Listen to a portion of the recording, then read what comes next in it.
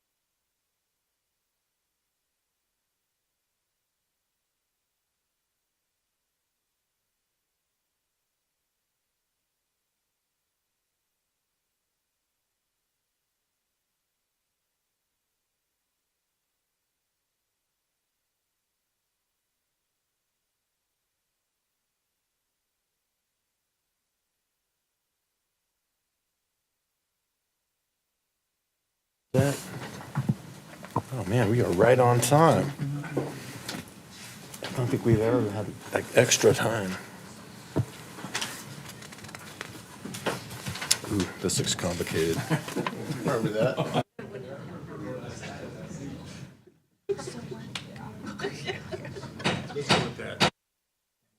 All right, welcome everyone to the adjourned regular city council meeting of the city of San Clemente, September 14th, 2023. I'm your mayor, Chris Duncan.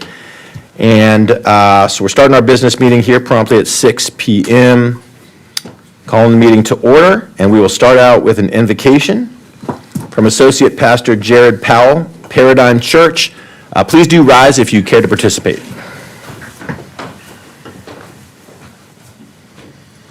Let's pray. Heavenly Father, I thank you for this wonderful city.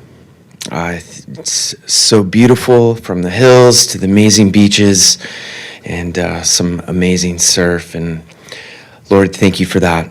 I pray, God, just for the businesses, that you would bless them, that you would provide for them, that the city would thrive and have all the necessary resources it needs to be the city that you want it to be. I pray for protection, God, over the people who keep us safe, both our police officers and all of our friends just over the one street away, that are keeping us safe and providing the freedoms that we have. I pray for protection over the homes, for the families, for the kids in the schools, God. But most of all, God, I pray for these leaders. I pray that you would give them wisdom, that you would provide for them whatever they need. And God, would they be a blessing? Would you unite them? And may this city continue to be the amazing city it is. And we ask all this in the name of the Father, Son, and Holy Spirit. Amen. Amen. Please remain standing. Rick Dival, the Godfather, I'd like to have you come up and lead us in the in the Pledge of Allegiance. Rick, you want to provide instructions for folks here? That'd be my honor. Please stand, place your right hand over your heart, and repeat after me. I pledge allegiance to the flag of the United States of America and to the republic for which it stands, one nation, under God, indivisible, with liberty and justice for all. Thank you, Rick. Wonderful job. Taking roll call, I'll just note all 5 council members are present. With that, City Clerk. Okay, we are going to move item 1C up to the top of the agenda, recognition of local men and women competing in the World Surf League. And we'll call our champion surfers from the back up here to the front, and the mayor will recognize you.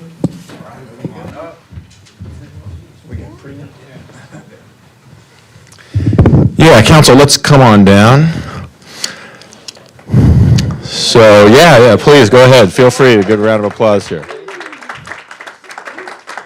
So, if for those that aren't in the know, which I don't think is anybody in this room, but especially not you, Jaden, but San Clemente has assumed its proper position as the center of the surfing universe. We not only hosted the Rip Curl World Surf League finals last week, including having one of our own compete and finish 3rd in the world, and 2 residents win on the men's and women's side. But we also have an upstart crew of young men and women who are creating an incredible movement in San Clemente and really assuring that we're going to have the next round of champions again and really taking the mantle of Surftown, USA from Huntington Beach to the extent they ever had it. That's my personal perspective. So just really happy to recognize this movement, recognize some local surfers here, and I'm going to present them with a Mayor's Challenge coin and let them know that the city's behind them and is super excited for them. So I'll just go down my row here of introductions. Cole Hauschman, who is on the qualifying series for the championship series, Challenger series for World Surf League, and is, I believe, qualified for the Champions League next year. Yeah, we have Cade Matson, who's also from San Clemente, of course, and in our in the Challenger Series.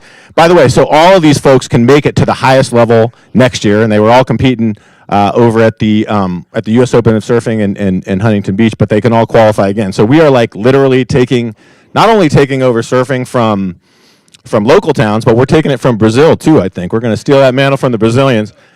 So then we have Sawyer Lindblad. Sorry.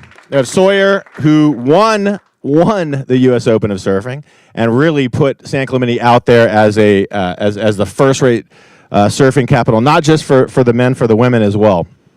And so Sawyer, congratulations on that amazing win. I was in Huntington Beach to witness that, so that was super cool.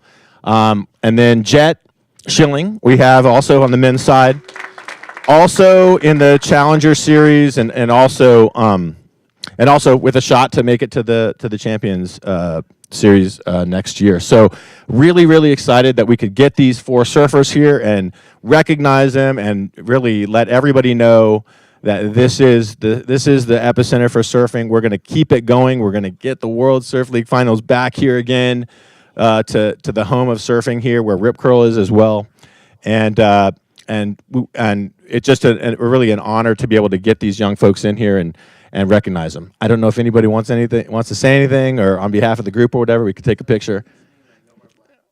Oh yeah. That's right. Thank you for the reminder. So yeah, they have. We'll have to put that on the agenda today. They want no more blackball at T Street, so that we can have maybe actually a competition there, which would be amazing. And that reminds me too that Cole is having an event at JD's tomorrow night.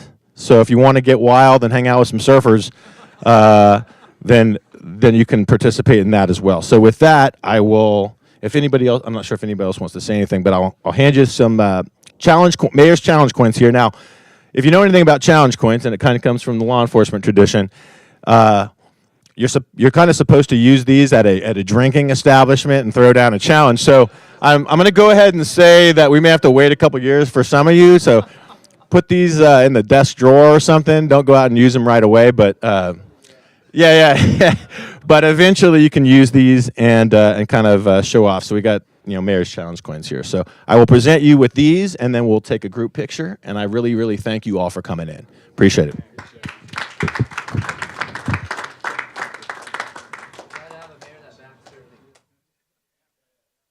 Any of you guys own a longboard at all? Any of you? Oh, for crying out loud.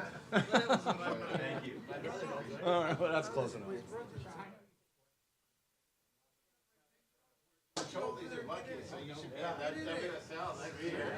Mom, do you want to take a picture?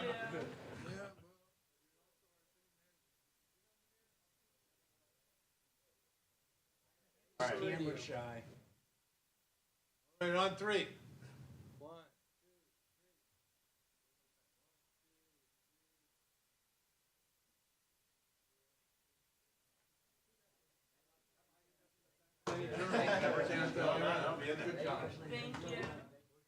I totally checked that because I was thinking about it. I was running through like bananas, so I almost put it wrong. So I'm glad I didn't just shout that out. Thank you for coming in.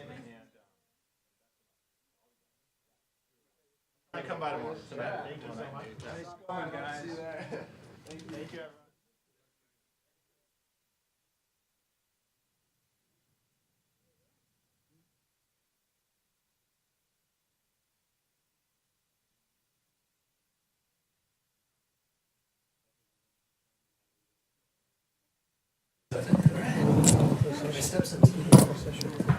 So from our surfers to our fabulous pier, the next item on the agenda is recognition of Pier Pride.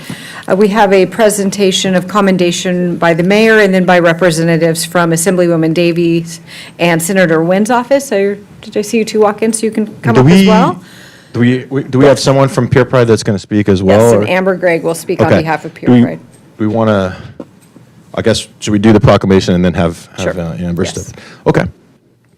We'll start it off, and then we'll toss it to the Assemblywoman and the Senator's staff.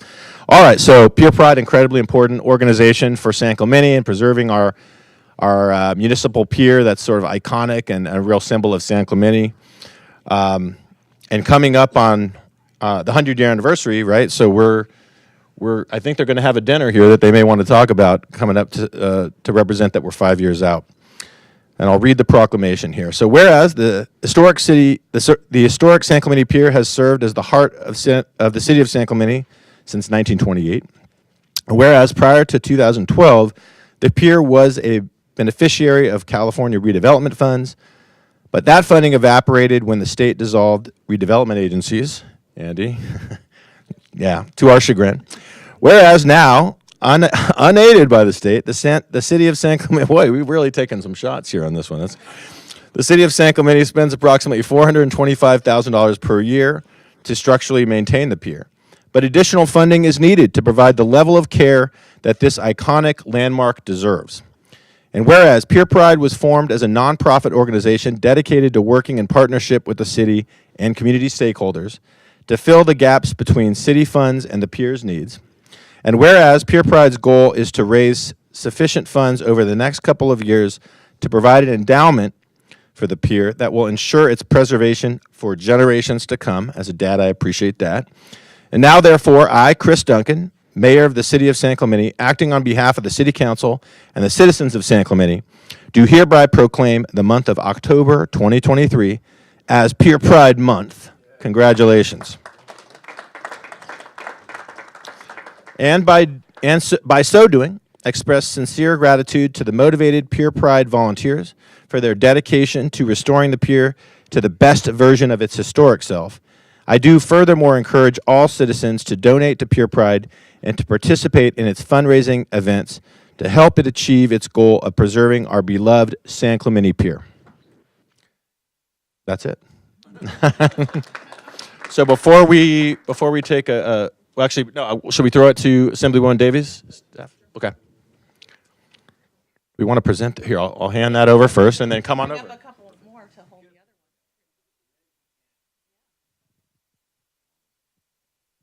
Everybody, my name is Ryan Ewart. I'm here on behalf of the Assemblywoman Lori Davies, and this is Max Warner on behalf of Senator Janet Wynn. Unfortunately, today is the last day of the legislative session, so both the Assemblywoman and Senator are unable to be here today. But on behalf of Assemblywoman Lori Davies and Senator Wynn, we'd like to present this joint resolution to Pier Pride, and I will save most of it, but I'll read the last bottom two here, which says, whereas the contributions Pier Pride has made to the San Clemente Pier are invaluable and reflect an organization devoted to the highest ideals of community service, now therefore be it resolved by Assemblymember Lori Davies and Senator Janet Wynn that Pier Pride be commended for the outstanding contributions it has made to the San Clemente community through its initiatives and projects to maintain, preserve, and enhance the San Clemente Pier. Extended sincere best wishes for success in the future. Signed, the Honorable Lori Davies and the Honorable Janet Wynn. Congratulations.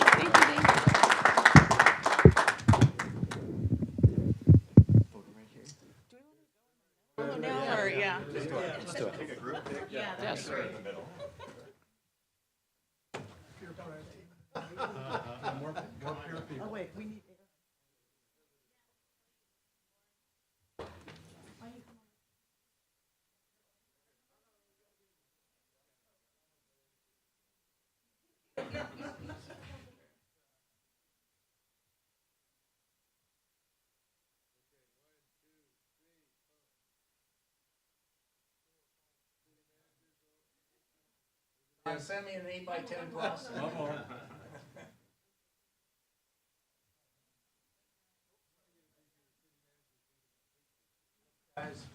You. Are you done recognizing people? No, we have one more to recognize. One more to recognize.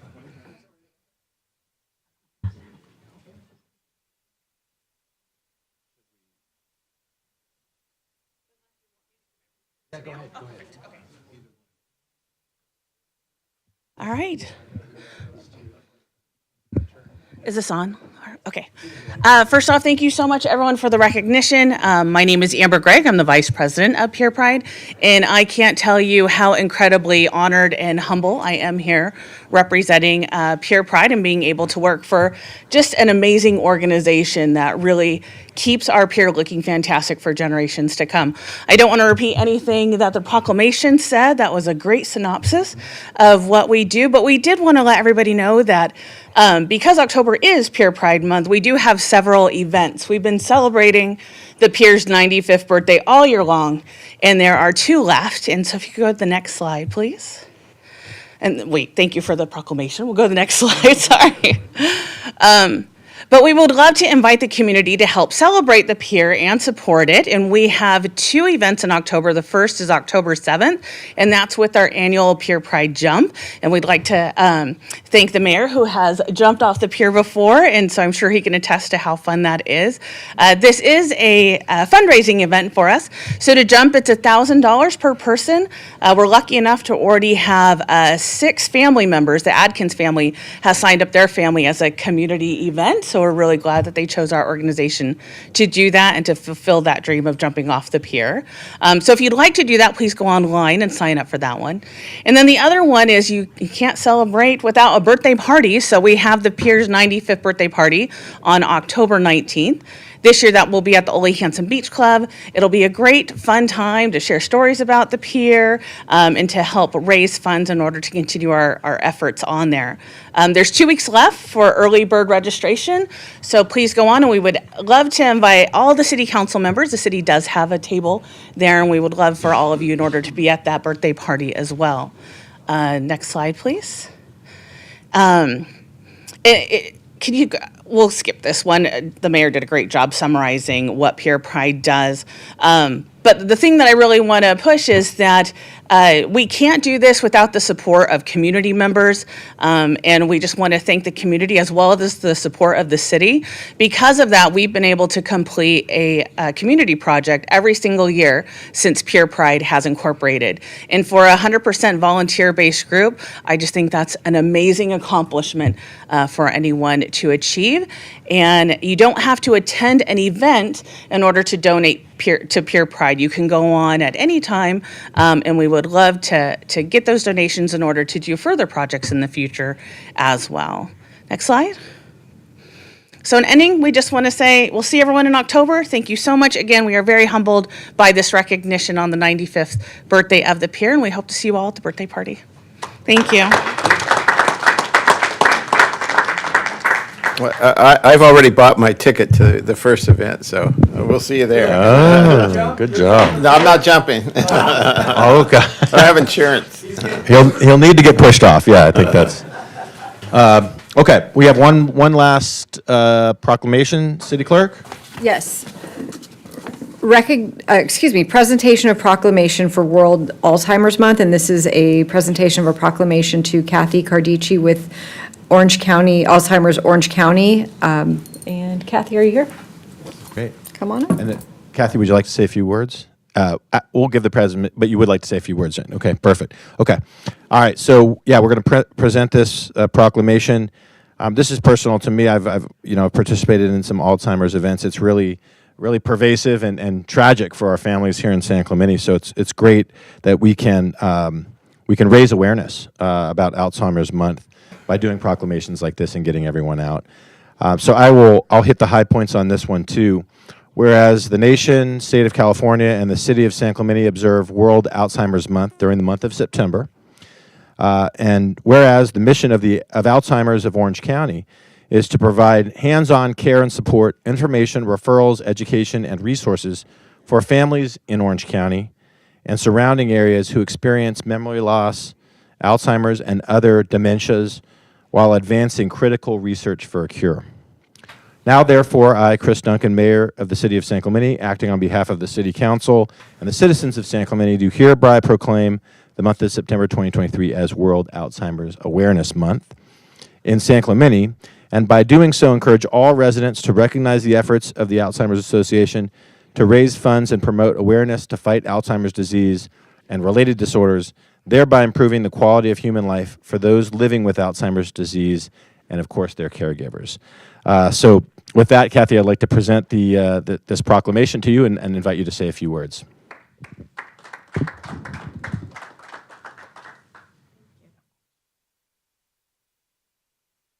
Thank you for recognizing this, and it's especially near and dear to me because I've lived in this community for 36 years, and I worked for Alzheimer's Orange County for 7. And we just want people to know that there are organizations like ours, nonprofits, that provide education, classes, and support for clients and their families as they're going through the journey. Alzheimer's and dementia can affect anybody at any time and people of all ages. And we're a big believer that knowledge is power, and so the more educated people get, the more they're able to tackle the journey that lies in front of them. And the other thing I wanted to mention was we actually here in San Clemente have a caregiver discussion group that meets the first Wednesday of the month at 10 o'clock at the Dorothy Visser Senior Center. So thank you. Sure.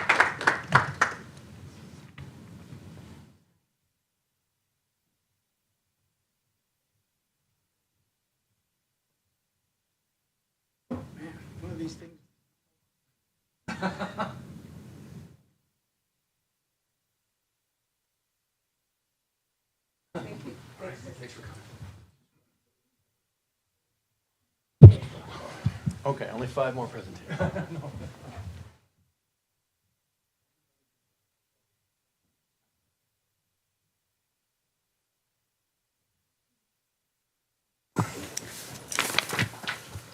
Okay, City Clerk? Next item on the agenda is oral communications, and I do have a few speaker cards. Mary Scobus, followed by Serge Jeanette, followed by Aaron Washington. Mary, come on up. Thank you.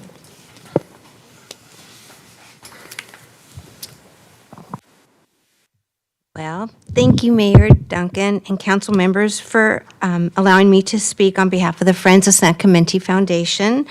I'm just here to talk about a couple upcoming events. We have one on the 23rd, September 23rd, this Saturday, the skate contest, which is held at Ralph's Skate Park on Avenida La Plata. Registration is at noon, and the contest begins at 1 o'clock. Prizes for all participants, food trucks, and good fun for all the skaters. The second event is the Carnival Colosso, and it's just a great carnival. Can I show a poster? It's Very just cool. a really fun carnival for all the kids, and well, this year we are having something special, and I'll get to that.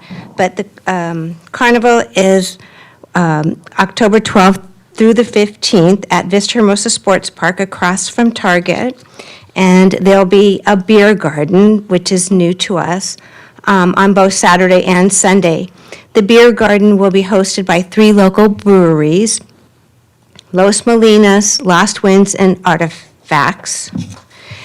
Delicious food trucks such as Salt and Pepper, Baby's Burgers, and Back the Blues Tacos. And of course, there's going to be terrific live music. So hopefully y'all can come. You can purchase your pre-sale tickets, and you need to try to get those early because we do sell out of the pre-sale carnival tickets for the rides. They're about 60% less.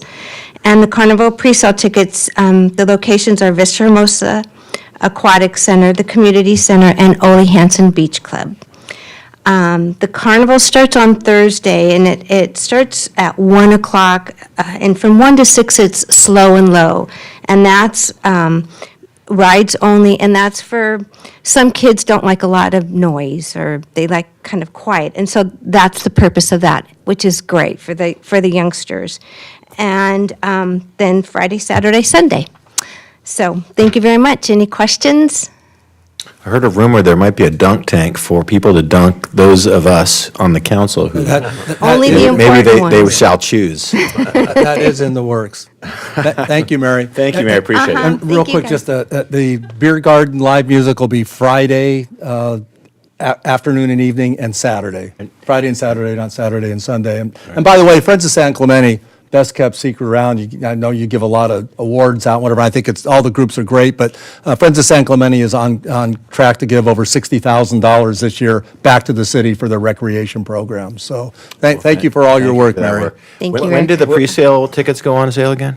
They're now. Oh, now, okay. And they sell out, and we get a lot of emails asking. They just sell out because you need to get them early, so. Yeah, I made that mistake last year. I Yes. didn't get there in time, so I'll be there I'm going to be there tomorrow. Aquatic Center, Ole Hansen, and Community Center, right? You get Yes. those 60% off tickets. Yes, yes. Will there be cotton candy and popcorn? Yes, yes, yes. Okay. Thank you. Important question. Serge? Waiting for the slides. Honorable City Council members, my name is Serge Jeannert. I am a resident of Talega and City of San Clemente since 2005. I am also a two-term board member of the Talega Maintenance Corporation. Next.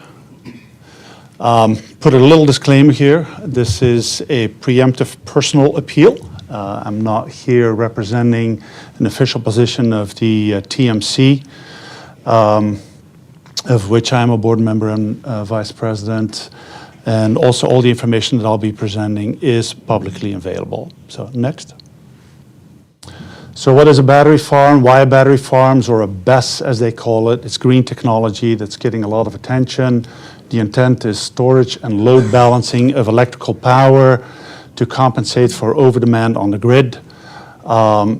So these are all the positive things about a battery farm. What is not being said about it, next, is that there's been several nearly impossible to stop thermal runaway fire incidents, which is a chain reaction of overheating of some of these battery farms worldwide. I've listed a couple of recent incidents, including in Illinois as well as here in California. South Korea had the most, with about 23 battery farms going up in flames in just 2 years. The blazes also release very highly toxic gases, including hydrogen fluoride, that are lethal when inhaled, and are also cause irreversible health risks after an hour of exposure. And there's petitions all over the countries fighting communities against the installation of battery farms as a result of that. Next. So what is the Sandpiper project? I'm sure that some of you are already aware that some of the energy companies have approached the TCA to build a very large industrial battery farm at the end of Pico to connect to the SDG&E Talega substation. It's of course pushed by SDG&E, but also some of the companies that are involved, Aravon and Tenesca. Next. So here is a concept drawing. As you can see, it is immediately adjacent to some of the apartments, buildings, and the Montecito community right at the end of Pico. Next. So why this project should be exposed, or at least opposed, one, of course, is that high risk of cascading thermal runaway incidents. We also believe that the local OCFA station would not be equipped to respond to some of these potential incidents. There's also the noise pollution, which is estimated at about 50 dBA. I'm sorry that we have 3 minutes and the Yep. time is up, and we cannot allow people to go. Could you in. leave the slide up for just 1 second, though? But I do think we understand your position, sir, so thank you. Okay. And you're leaving this so we can get a copy. I'd like to read it. Yeah. And the Okay, the city clerk has a copy. So Okay. thank you. The only important slide there is the one related to the fire insurance, because several people in the area, South Talega as well. Thank you, as sir. business- I'm sorry, we can't have you speak further after 3 minutes. Yeah, I All right. apologize. Thank you, gentlemen. Thank you. Aaron Washington, followed by Amanda Q. Good evening, honorable council members. I'm Aaron Washington. I'm in my 18th year of being a resident of San Clemente. Retired Navy commander, obviously. And it's a stretch that I put a uniform on after 8 years, but I thought it was appropriate. The reason I'm speaking to you today is that I don't watch much TV, but I do read papers. And I was just thinking, my sister's birthday is on 9/11, and we don't celebrate it on 9/11. But I didn't feel the presence of remembrance, as I moved around the city. And I know there was some events that mentioned it. So I came here to, implore or encourage you to think about the future of San Clemente being home of many first responders and definitely a military town, that maybe we consider, assigning Human Affairs or someone to organize a march from the top of Del Mar down to the Pier Bowl, and on the hour that the first plane hit the tower, have a moment of silence for a minute, or hang a banner across Pico to remind everyone. Because there's people that are like my son that this is how important joined us today. He's 19. He wasn't born yet. So we cannot forget. We can't forget what got us here, because the course of those events changed all of our lives. And it's related to not just military, it's related to first responders, the Pentagon, and it just can't be forgotten. We know what got us here. And I just ask that you all consider that, come up with something. And I will just like to end with 30 seconds of silence for those.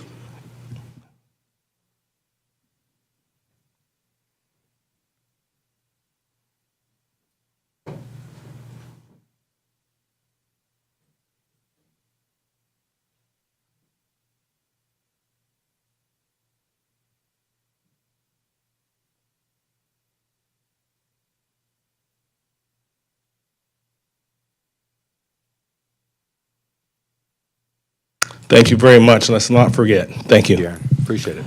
And Commander Washington, I just want to say thank you for being here, and I noticed that rack of medals that you're wearing, and it's nice to see the Legion of Merit, and one of our city representatives actually earned the Legion of Merit, so congratulations. All right. Amanda Q.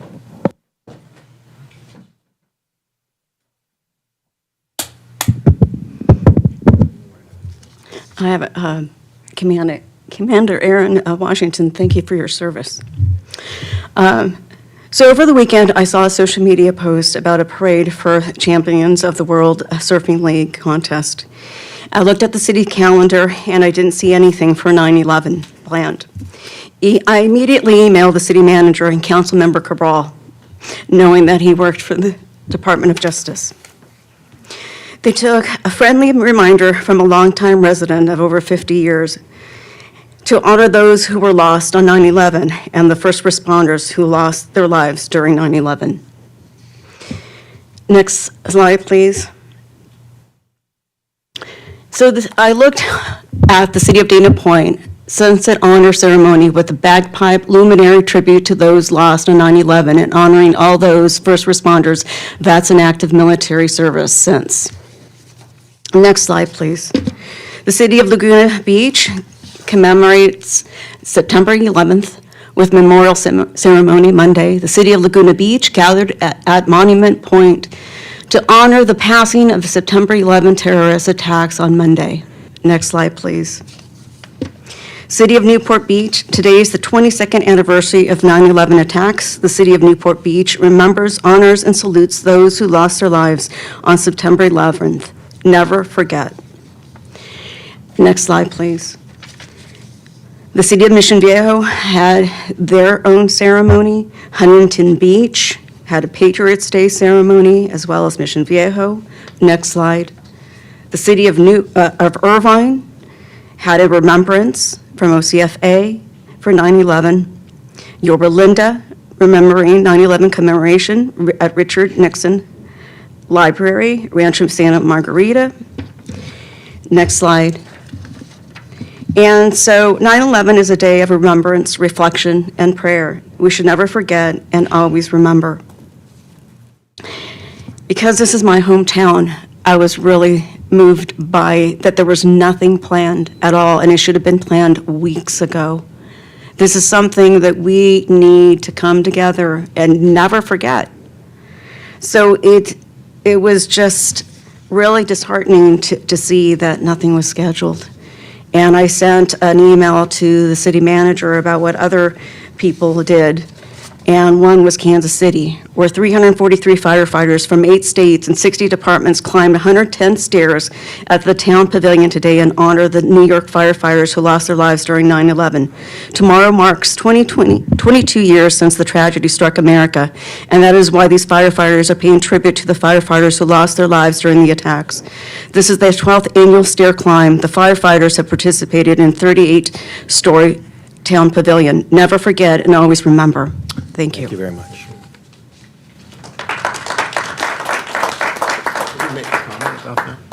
Sure.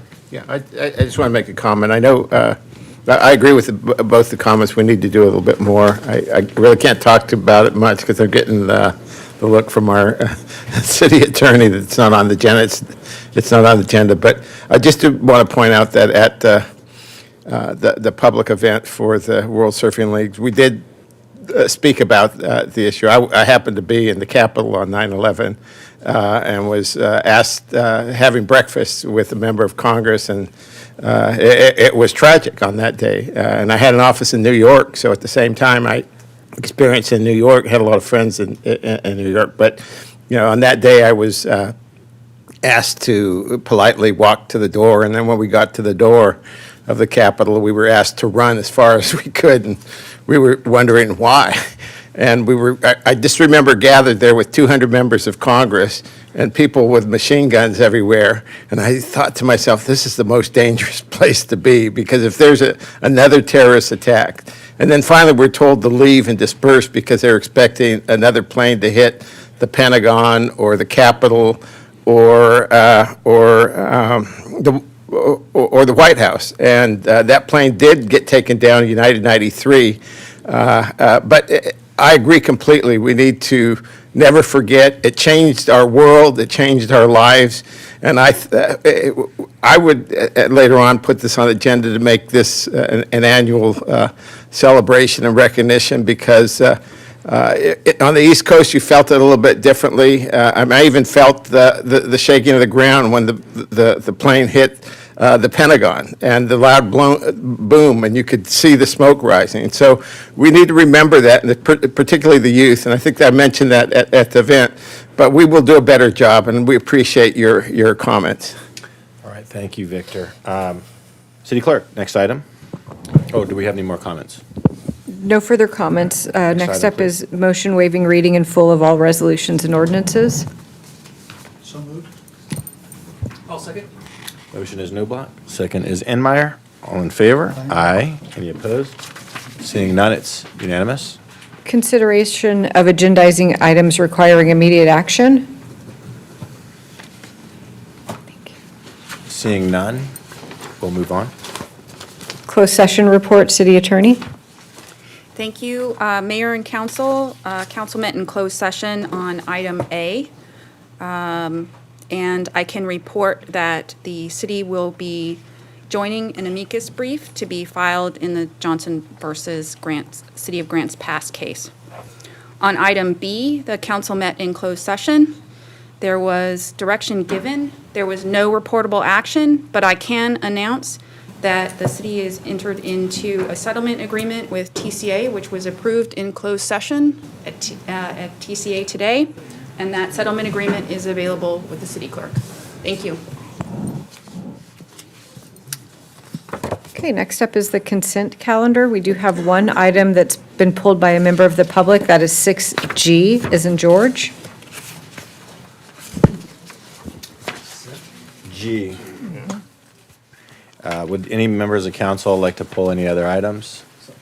So is that consent calendar 7? Is that 7? It's 7G. Pardon me, 7G. Okay, got it.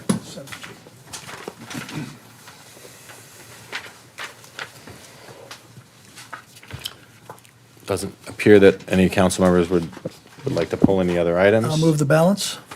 Second. Motion is Noblock, second is Leffler. All in favor? Aye. Any opposed? All right, that's unanimous.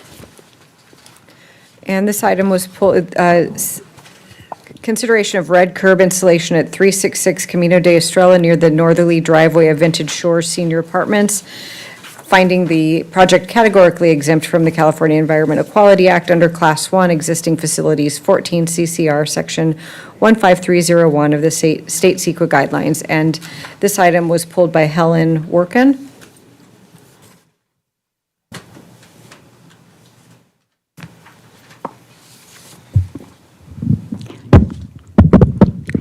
Thank you. I'm a resident at 366 Camino de Estrella, and I would ask you to please vote yes on the action to prohibit parking between the entrance and exit of our apartment because the parking is there, causes a lack of visibility of cars coming down the street and also bikers. So many of us have talked about it, and I hope that you vote yes to prohibit the parking. And may I mention one other thing about 9/11? San Juan Capistrano, I'm very familiar with their honoring 9/11 only because a very good friend of mine, 2 years after the 9/11 attack, she secured a flagpole from Denalt, and she put up a flag. And since then, it's been maintained for a while by her, but now it's maintained by the city also. We just had a dedication on 9/11 to put up a new flag. If you're not familiar, it's called Patriot Hill. You probably can see the flag from the freeway. So if you ever want to go on a hike and see a flag that's dedicated to 9/11 and to the people that we did have one of the council members attend, and other times there are bagpipe players. So there is, if you like to take a hike, you'll enjoy it. Thank you so much.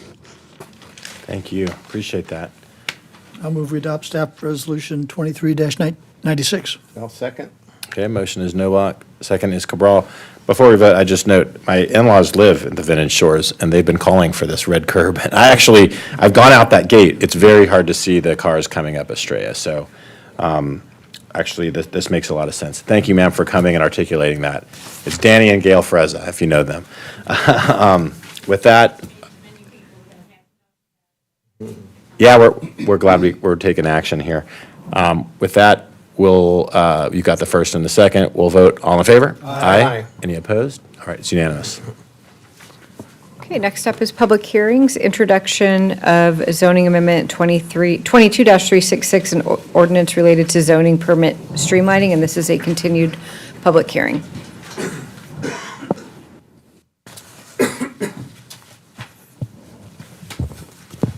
I have a PowerPoint. Good evening, Mayor, council members. Christopher Wright, project planner for this. Next slide. This is a continued public hearing item for an ordinance to make a number of zoning amendments the council directed to clarify, consolidate, and streamline aspects of the zoning permit process. The council wanted to continue this to give additional time to consider the materials, and there was some direction to make some edits, of which we have presented to you in an errata. We'll discuss those changes and summarize the recommendations before you. Next slide. So this just gives you an idea of what's in that errata to go over. There's cleanup items, and then there was direction to increase the special activity permits allowed to non-business or to businesses. So this change one is just a cleanup item that it was intended to allow the development of a single-family dwelling or duplex across the street and abutting a property on the historic list. That's could be 1 or 2 stories. So that's just like a minor cleanup item. Next slide. These changes relate to the special activity permits, and just to summarize, this ordinance generally would make it easier for a business to have special activities in several ways. So currently, a business can have a one-day event per year with staff review. If you want to have 2 days, up to 15 days, it requires a public hearing at the zoning administrator level. The proposed ordinance would actually make it where staff could approve up to a 2 consecutive day event, so like a weekend, with a minimum of 5 days between an event. And that could be done at a staff level up to 15 days per year. The council had directed staff to increase that up to 24 days, which is in the errata. The changes are all based upon that direction.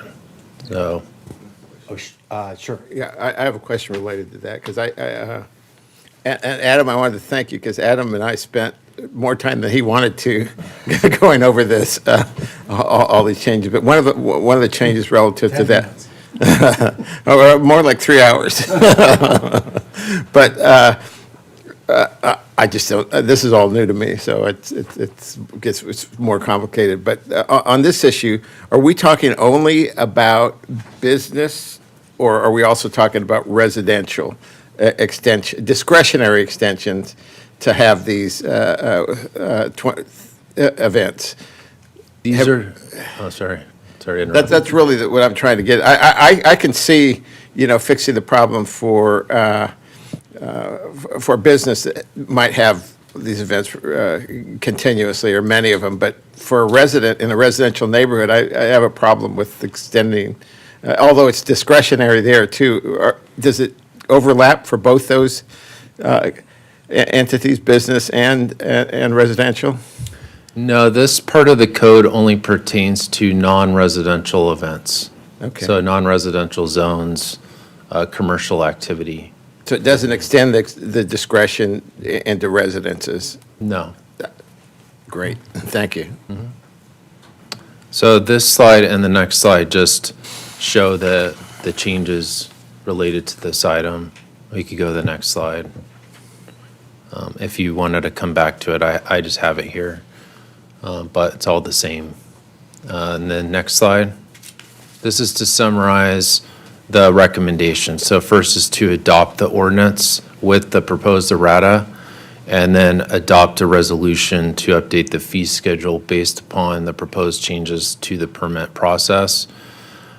Those are, the first item is both Planning Commission and staff recommendation, and then within the City Council's purview, staff is making the recommendation for the resolution and the fees. The next two items are recommendations of the Planning Commission only. It's to designate the Planning Commission as the appeal body for the zoning administrator type decisions, and then to reduce the appeals fee from $100 as shown on the slide. Staff isn't supportive of those changes, but we can answer any questions about those if you have them. That concludes our presentation. All right, and we do have a question. I have a couple from questions. I Councilmember just Cabral. want to make sure. Related to the Planning Commission's recommendations versus the staff recommendations in item one of both those are pretty similar. The red line and the Planning Commission recommendations on item one. Item 2 and 3 are where the differences come in relative to the fees and the appeal body. Is that pretty?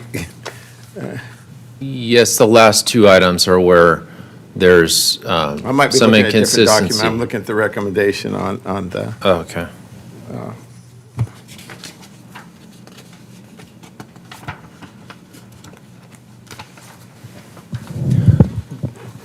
Councilmember Cabral, that is correct. Okay, all right, good. Okay, thank you, Adam. Any other questions of staff before we open the public hearing? Mr. Mayor, you will recall this is a continued public hearing, so it's Oh, it's already continued. open. It's already open? Yes, perfect. Get I knew that. No, I didn't. Just a quick question. In your approximation, you have the 1,447. Where does that number come from? Why not 1,500? Why not 1,000? Why, that's a very specific number there.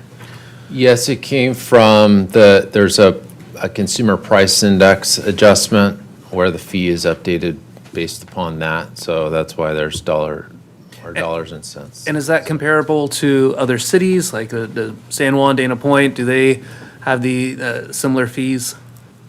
Yes, we looked at some other cities, and this is comparable. Some cities, they do it by a deposit to have full cost recovery. That could benefit someone if, say, the costs of doing an application are less than this flat fee. Some cities choose to do that or have a flat fee. But, staff's understanding that this is a subsidized amount. you So know? this is already a subsidized amount? Yes. At that cost? Yes. Another question on that. You mentioned that if the cost for the change is less than the 1,447, is there any way in there to move that cost down, or is it still a flat rate fee then?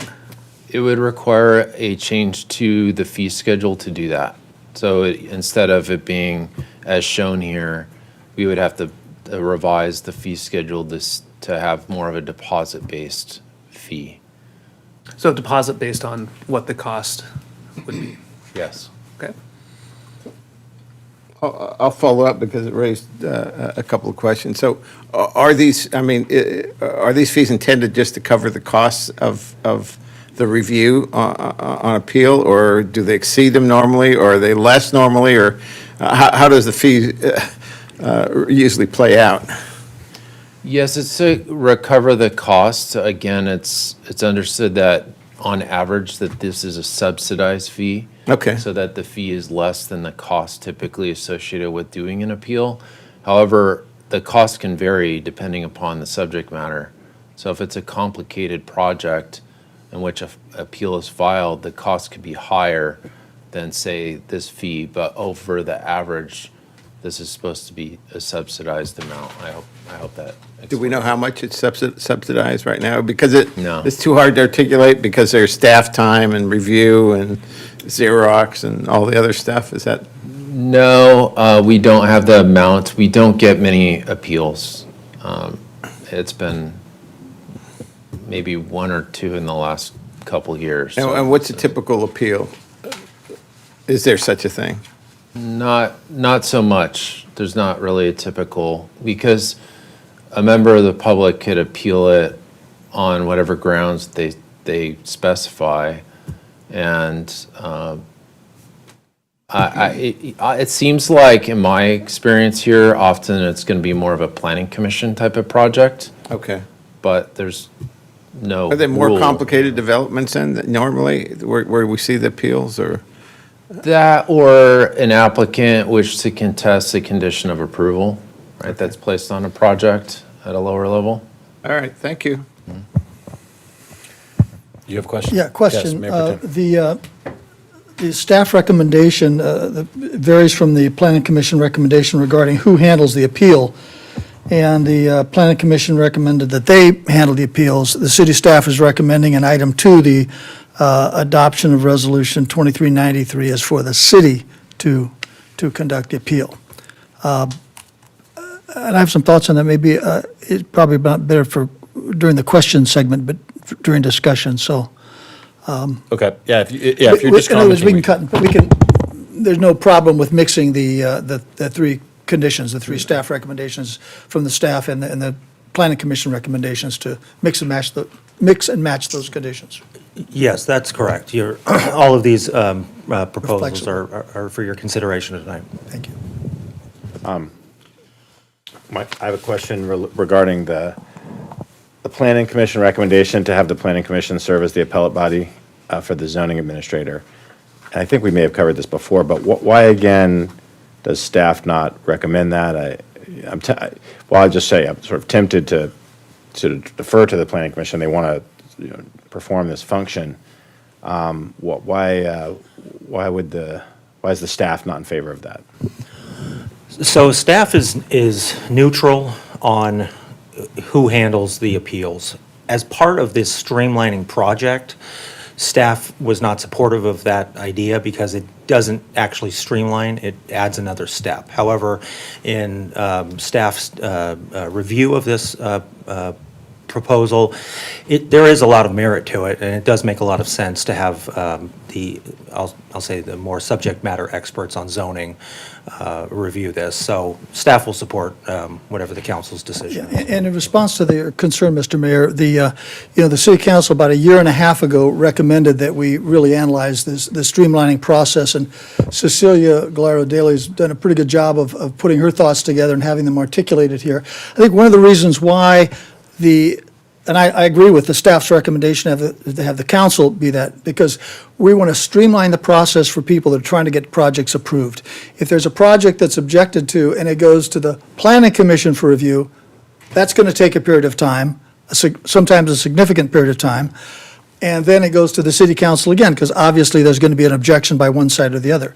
By having the council, after a thorough staff review, having the council look at the appeals, those appeals are going to end up on our desk anyway, but by allowing the council to handle those appeals after the experts have weighed in, saves potentially 2, 3, 4, as many as 5, 6 months potentially in the process. So I like the staff's analysis, I like the staff's reasoning, and I support in that area the staff's recommendation. I think it makes sense, and I think our development community, I don't see a lot of folks here tonight, but I think our development community would be very happy with that process. Okay. Another question? Mr. Mayor, you may want to save discussion until after public comment. Yeah. I think that was sort of an rhetorical question, but if it's a question, we can talk about it. Otherwise, if it's discussion, we Yeah, can. it is discussion, it's addressing that issue, because I am really concerned, do you find value in the process used by the planning commission, and does it often resolve or result in getting these cases resolved quicker as opposed to coming to the city council? Or what's your experience in that regard? As far as appeals? Yes. So right now, the Planning Commission they're only the appeal body on building permits that are challenged. And in my experience, we have not had one of those. So I have not seen the Planning Commission act as an appeal body. As a review body, I know that their review is in depth and thorough, and so I would think that they would have a lot of input into those appeals. One thing to keep in mind is the appeals that they would be hearing would be zoning administrator appeals, because their appeals of a planning commission item would naturally go to a higher level up. They would not rehear an appeal on an item that they voted on. So we're talking about a smaller number of applications possible. And what would be the typical? Would it be like? What would be the typical case, or are they the controversial cases? Would it be? I would say most zoning administrator level reviews. If there is something to challenge, it would usually have something to do with an aspect of a small project that neighbors would find issue with. The zoning administrator, being the lowest level of discretionary review, hears projects that are generally without a lot of significant public concern, and that's the point of the zoning administrator. The planning commission is really geared to hear those projects that have a higher likelihood of community concern. Thank you. And how many zoning-related appeals have we had in the last 2 years, I approximately? would say one. Okay. Any other questions for staff before we continue on to public comment? Seeing none, let's hear, how many comments do we have? Just one card. Cameron Cosgrove?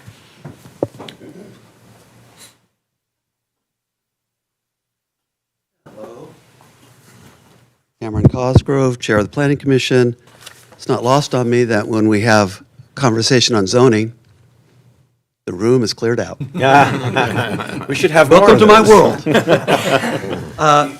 We stand in support of this and, consolidating the applications from, that we reviewed the 10 to 4, just makes all the sense in the world. It's a lot easier for applicants to pick the right one.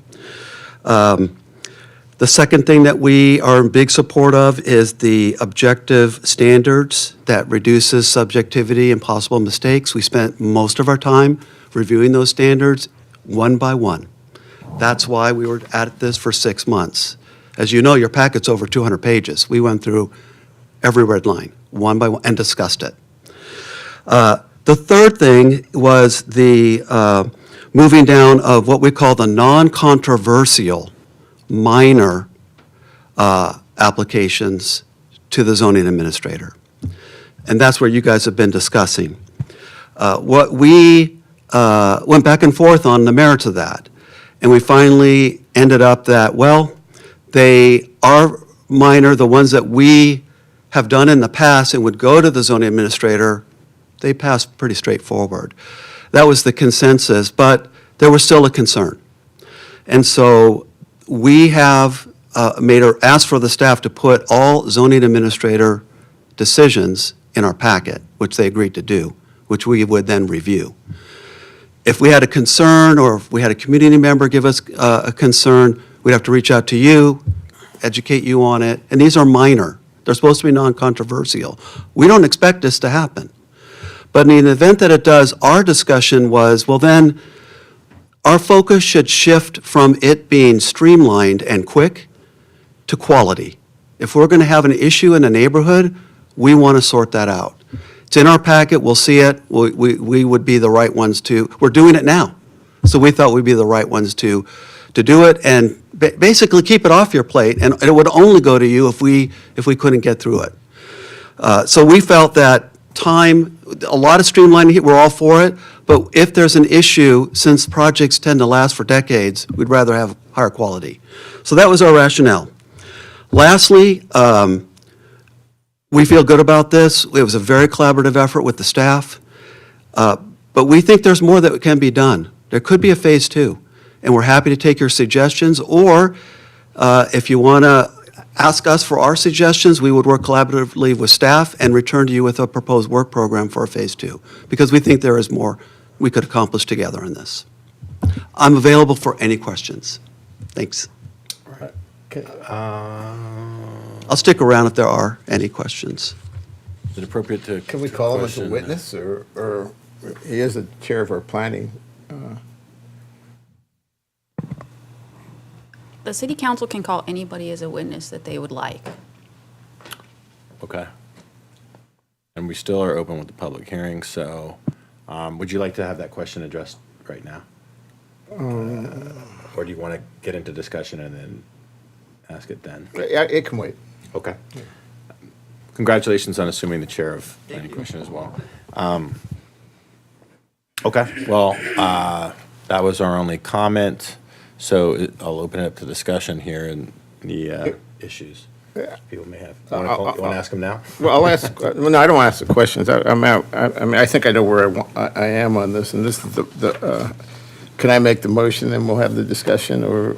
Sure. Yeah, I'll make the motion that we approve Planning Commission recommendations 1 and 2, designating the Planning Commission as appeals body, and then change item 3 to maintain the current permit appeals process and Appeal fee? fee, yes. I'll second that. And then, okay, we do need the ordinance read as part of the motion. Would you like the city clerk to do that? I would love the city clerk to do that. And council, one other item, there's a resolution for the fees that needs to be adopted as well. Item 1 from both of the recommendations is to introduce the ordinance. Item 2 from the staff recommendation is to adopt a resolution that updates the fee schedule. So we would recommend that that be included. 1 and 2 here on. Is that your motion, the staff recommendation? No, my motion is Oh, you like 2 from planning. I like 2 from planning commission. I like 3 from the staff recommendation.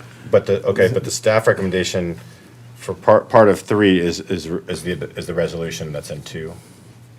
Is that right? So if I could just, what I believe summarize the actions here is you're looking for the planning commission recommendations, On number item 1 and 2. Correct. And then from the staff recommendations, we would want item 2 to update the fee schedule to reflect the new permits, and item 3 from the staff recommendation to maintain the current permit appeals process and fee. That's right. Okay. City Clerk, would you read the proposed ordinance? Before she reads, if I may, Mr. Mayor, does staff have the actual changes that would need to be made to the ordinance to make, to designate the Planning Commission as the appeal body? We do not have those changes. We would see this as an initiation and come back with an ordinance for that purpose alone. So the options for the city council would be to either introduce the ordinance as it is and direct staff to come back with a amendment designating the planning commission as the appeal body, or to continue this item to the next one and have it all done at the same time. Would you like your motion to go now with an amendment to come? Well, I don't know how the others feel, so I don't. Well, we haven't had We haven't discussion. had- just we haven't had a discussion, motion. so- Yeah, this is just your, Yeah. for your motion, would you like to approve the ordinance as it is, knowing that you'd have to get an amendment here to have the I'd planning rather- commission? Or would you, Well, the ordinance needs to be with the errata Yeah. modifications. That hasn't been. It would probably, I mean, unless it interferes with some kind of urgent matter, I'd rather have it done all at once at the next meeting, I guess. okay. Okay, so do you want to pull your motion then for now? I'll pull it for now. I mean, if we want to have. Is that appropriate then, City Attorney, that we don't do, we wouldn't do any motion or action now, knowing that, or are we going to make a motion and to bring it back at the next meeting? Why don't we do it? Let's do it now. Yeah, let's do it now and then get it done if there's a consensus. Okay, all right, so I think we understand the motion, and is there a second? Second. Okay, motion is Cabral, second is Leffler, and before we hear any substitute motions, City Clerk, would you read the ordinance? Introduce ordinance number 1759 entitled, "An Ordinance of the City Council of the City of San Clemente, California, approving zoning amendment 22-366, amending certain sections and tables of Title 17 zoning of the San Clemente Municipal Code to clarify, streamline, and consolidate permit procedures while maintaining adequate review of proposals that are regularly without significant impacts and public concerns, with an amendment to add Planning Commission as the appeals body for the zoning administrator." Correct? Yes. And just to clarify, that includes Is it- the errata. And the RADA, yeah, those, I don't know if you mentioned the amendments. And includes errata that were provided to council this evening.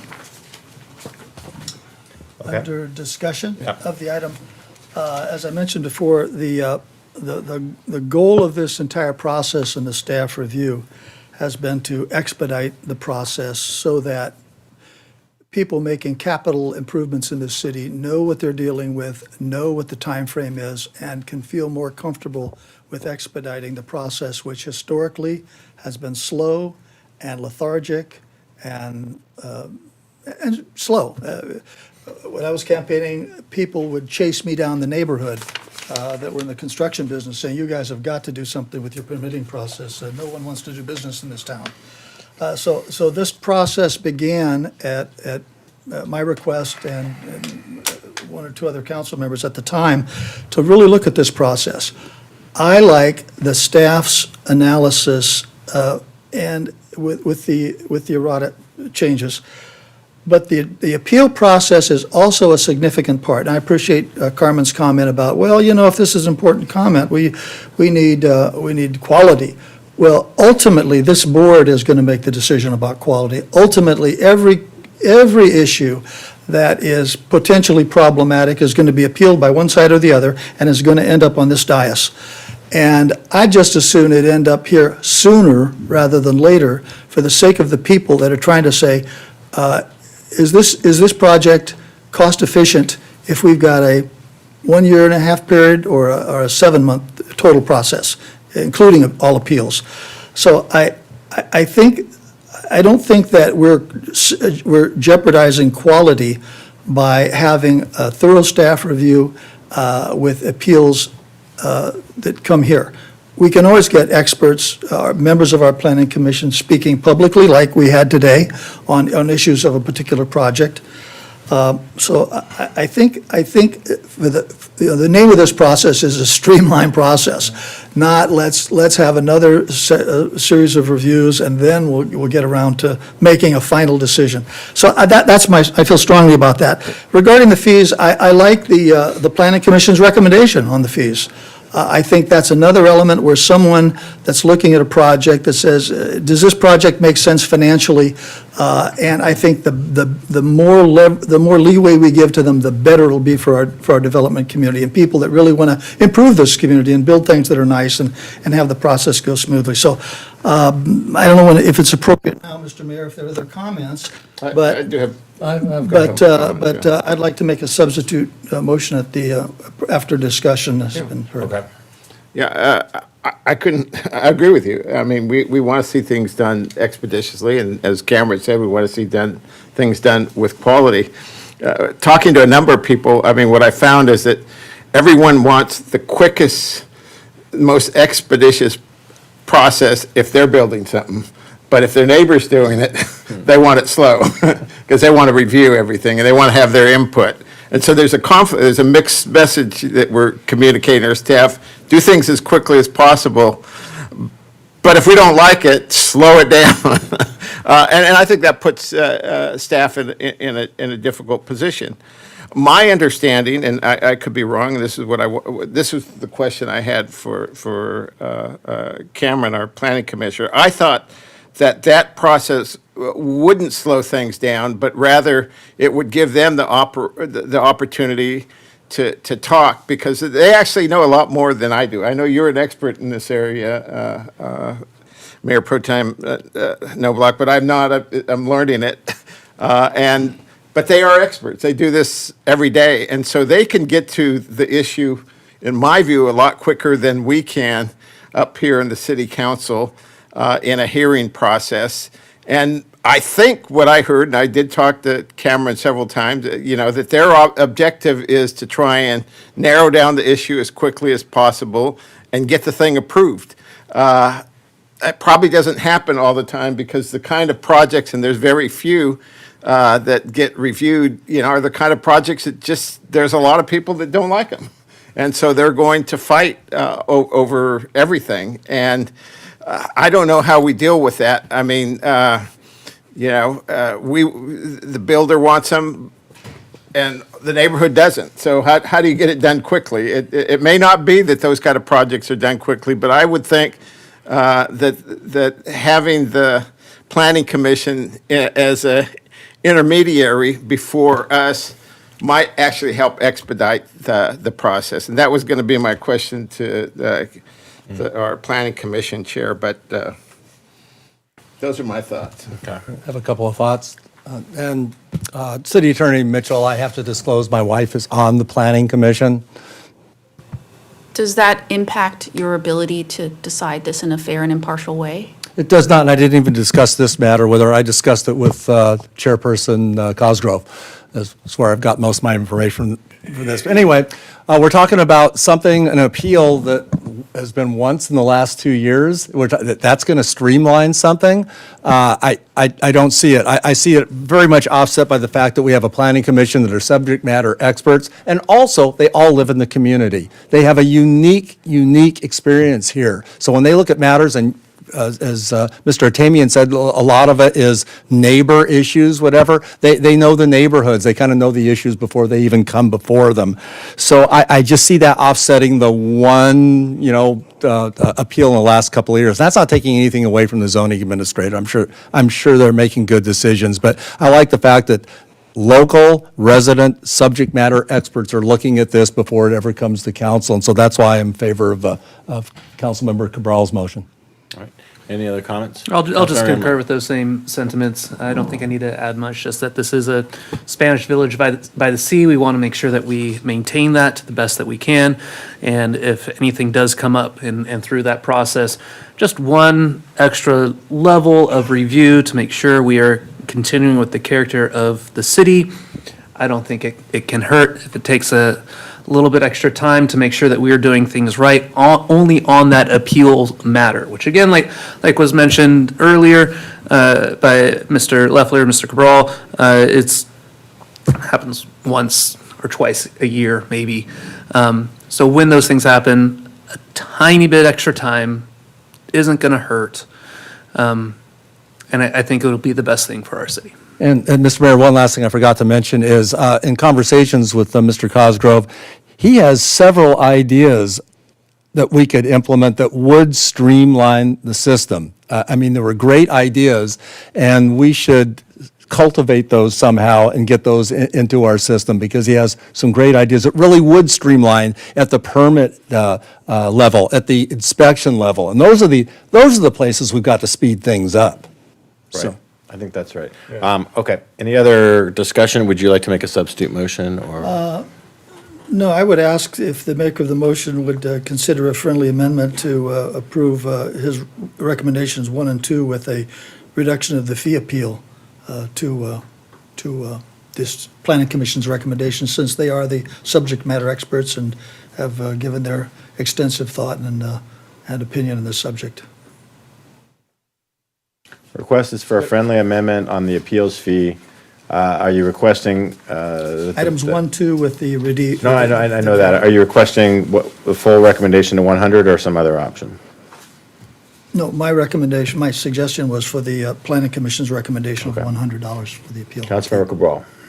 I have not had a discussion. I don't understand. I understand the nature of the original fee, but I've not had a discussion. So I am, my personal view is that the fee is set right now is adequate, and so I would not accept the friendly motion right now. Okay. All right. So then I would make a substitute motion to approve staff's recommendation 1 and 2 with the errata on the ordinance number 1, with the Planning Commission's recommendation number 2 and the Planning Commission's recommendation number 3.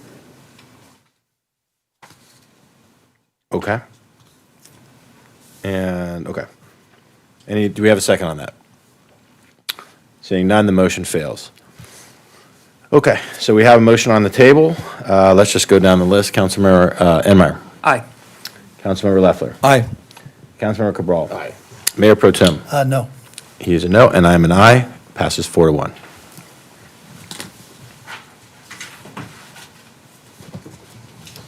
Okay, the next item, 8B, staff is requesting a continuation of this item to the meeting of October 3rd. It's regarding tents in city parks and beaches. So, moving on to new business, item. Do we need to vote on that? Mr. Mayor, it would be appropriate to open up the public hearing and have a motion to continue. Okay. For item 8B, I'm opening the public hearing. Do we have a motion? I'll move that item, 8B. continuation of the public hearing, 8B. To the meeting of October 3rd, 2023? That's correct. Okay. Second? Motion is Cabral, second is Noblock. All in favor? Aye. Any opposed? No. Hearing none. I'll close the public. No, I don't. It's close not it. closed. You I'm already leaving it open. continued it. I'm not closing it. We keep doing that. Okay. So we are keeping it open because that was the motion. Item 10A, Citizens Amphitheater Committee Progress Update.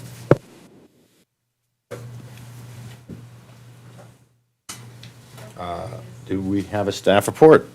Ms. Wiley? Oh. Yes, good evening, Mayor and Council. Samantha Wiley, Beaches, Parks and Recreation Director. I don't have a slide presentation, as this is really an information update, and staff and the committee is at this point seeking further direction. I think the staff report really summarizes where we've been with the Amphitheater Committee, and I want to acknowledge that the committee's done a really great work in a very short period of time, given direction from council to work quickly. So we are returning tonight with an update of the 4 meetings that have occurred.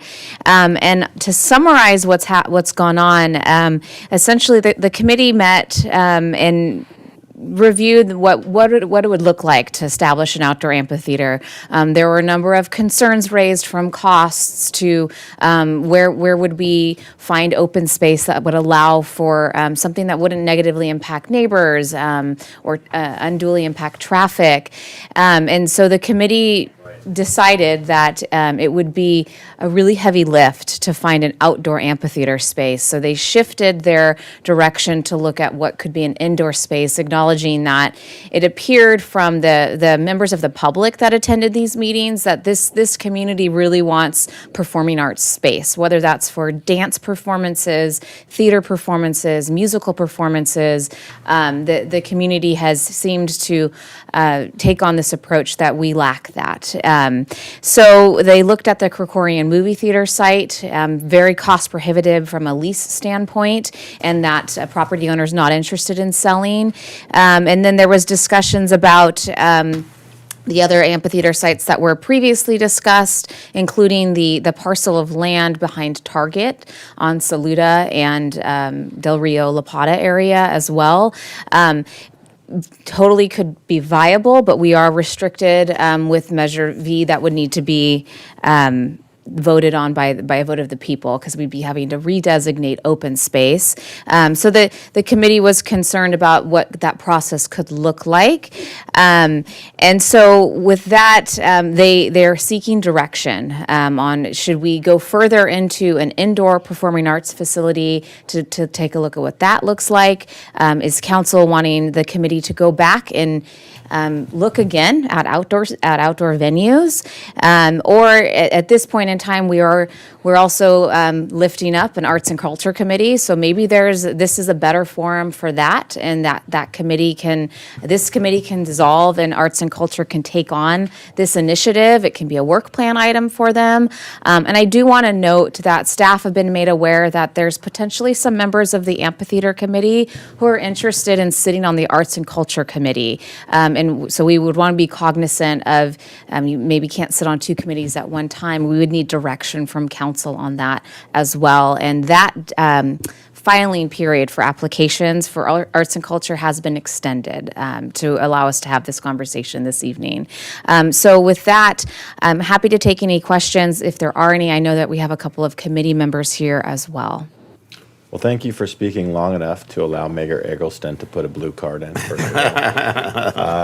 Do we have any questions for Samantha here before we hear from? I do have a couple of questions, and you can correct me anytime you think I'm wrong, because I'm really just trying to summarize again.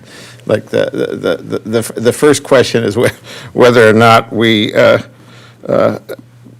rely on our arts and culture and move forward with the arts and culture, or whether we extend the current amphitheater and expand their duties and responsibilities. It's a tough question, I think, because the committee, the five of us have members we appointed is apparently working really well, and I think doing a great job of trying to identify a performing arts theater. I mean, we did talk about amphitheater, but, you know, there's plenty of indoor spaces too, and that they've identified and we've talked about, including the San Clemente High School that's out there, the Casa Romanica that has the amphitheater, even the downtown auditorium at the community center, which has a stage and activities. That's due, and this comes from you, not from anybody else, that's due maybe for some work in the near future, but it has a stage, or it could be adopted, or we could change the seating arrangements in that. It needs a refurbishment, and maybe that's the perfect place. But this is all things that one of these committees, either of the two, is going to have to decide. I don't know what you're recommending, but I like this amphitheater subcommittee, and maybe, you know, we can expand their jurisdiction to look at both indoor and outdoor, and also have them look at a lot of the other currently owned properties. Is that a question? It is a question. Okay. It's a long question. Yeah, okay. is the question whether Ms. Wiley thinks that you could have both of these committees sort of mutually doing good work, I guess, is that? Or one. From a staff perspective? I'm sure you'd like one as opposed to two. Well, would there be a way to, to maybe, this is going to sound bad to start with, but we expand the 5-member to more members, but make it one committee, so we don't have 2 committees, but we have a cultural arts or whatever, maybe of 7 members or something, and absorb the others into I it? think those are really unfair questions. Staff is here to follow the policy that we set. And if this is the question time, let me ask a question of maybe our city attorney on Measure V. I was under the impression that Measure V that required a citizens vote to change the zoning on open space, there were some exceptions to that. I don't know if you're familiar enough with Measure V to opine on it now, but I understood there were some exceptions for public uses along the line of open space-related things, like, for instance, golf courses are considered open space consistent, or they have been historically in this town when Rancho San Clemente was developed. I guess my question would be, would an amphitheater, outdoor amphitheater use be required to be voted on under Measure V? Because I understand there were some possible exceptions there. And I don't want to put you on the spot because I don't know the answer, but I've heard that in the past. I don't know if it's true or not. I am familiar with Measure V. There are exceptions. I don't know the answer to your specific question. So if we continue this discussion, maybe I can research it and see if I can get you an answer tonight. Okay. Regarding the overall concept of whether we expand the committee or not, I think the committee is. Wait. Is this a question? Or are we? Well, it's a question. Only because usually we want discussion to be after we hear from the public. Oh, let's hear from the public. It's here from Wayne. Let's hear, we've got the public here. They've come out in force. My dad's here, I want to disclose that. Yeah, so I'm only saying that because then we can get into more thorough discussion. Okay, is there any other questions for Samantha or any other Just staff? one question. Has the committee reached out to the high school at all to see what works with them, and how has that process gone? Yeah, that's a great question. Kirsty McCleary, who's the drama instructor at the high school, has been sitting on the committee, and so she's been parlaying what the high school's needs would be. That certainly included, obviously, performing arts, but as well as space for their dance team to perform, or their music classes to perform. That seems to be a facility that is lacking. The Triton Center, it's not a surprise that our high school has outgrown the Triton Center, and it's obviously in need of improvements as well. So it does appear that the high school would obviously benefit from any type of facility, and they would be gracious to take on any project that we are able to provide. I actually have a real question. For a change. Let's have your For a fake change, ones, let's hear it. This will be great. Okay, do I get a plaque? How about a challenge coin? Everybody gets a trophy, Rick. So has the lady, her first name is Leslie, and I'm sorry, I can't remember her last name, from the San Juan Capistrano Theater. Has she reached out to you at all? Because I know that they're losing their spot. Yes, Amanda Quintanilla connected me with her. I talked to her today, and she seems like she might be interested in, any option whatsoever, a partnership maybe, whatever. Have you talked to her? Yeah, she's been active in our committee meetings. These committee meetings have been a great opportunity to draw onto our local stakeholders, if you will, community members. She's been active in that. They are also looking or kind of pursuing options depending on where their opportunities go within the city of San Juan. And I don't want to speak for that organization, but she's, of course, willing to learn more about what San Clemente is doing. And then the other, so you guys have full picture, we've also had another, she's a business owner. She owns the Ballet Academy and Movement. Amanda, yeah. BAM is the acronym. Her name's Amanda, and she's also been very interested in seeing what kind of facility she could potentially rent or get a permit to use. As she holds regular performances of upwards of 400 audience members and from all ages, and including professional dancers. So those have kind of been our core group. Councilmember Cabral.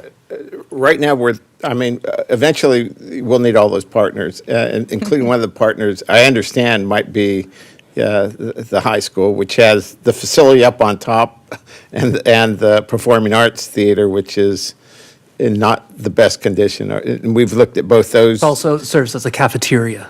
Oh, okay. The Performing Arts Cafeteria. But they're potential partners, but we've looked at both those sites and are examining those. Yes. Have we looked at the amphitheater at Casa Romantica? So that was discussed amongst the committee. It's not quite as large as what we found based on the feedback. It seems like the sweet spot on seating is really 150 all the way up to 400. Okay. Which that's a pretty big size facility. So CASA probably would not accommodate that Okay. size. That's all the questions. Okay, yeah, I was actually going to ask about that Capistrano Unified School District land where the high school has their performances now. They have to pay to set up the stage and take it down, very expensive. The amphitheater committee has looked at, I guess it's theoretical, you could do some partnership with the school district and fund something on school land up there, ostensibly. Yeah. Yes, if that would be the will of the district at that point, we would have to look into some kind of use. Right. And then also in the park redevelopment plan, there was a plan for Linda Lane Park that included some kind of, I think it would be smaller performance area, is that right? Yeah, that would be a very sized down. Okay. Really what you see for our concert at Linda Lane is the most that we can accommodate in that space, acknowledging that is, we are surrounded by neighbors and residents in Right. that area. Yeah. So mindful of the noise. They may not be super enthusiastic about that. Circling back to one quick thing, so you've discussed the possible community center of converting that. Is that one of the? Yeah, that Points on has the come table. up. The committee wanted to be realistic that it's obviously easier to take something that already has four walls and a roof and maybe retrofit it. The community center auditorium seats about 300 theater style, but it is very antiquated in terms of a performance space.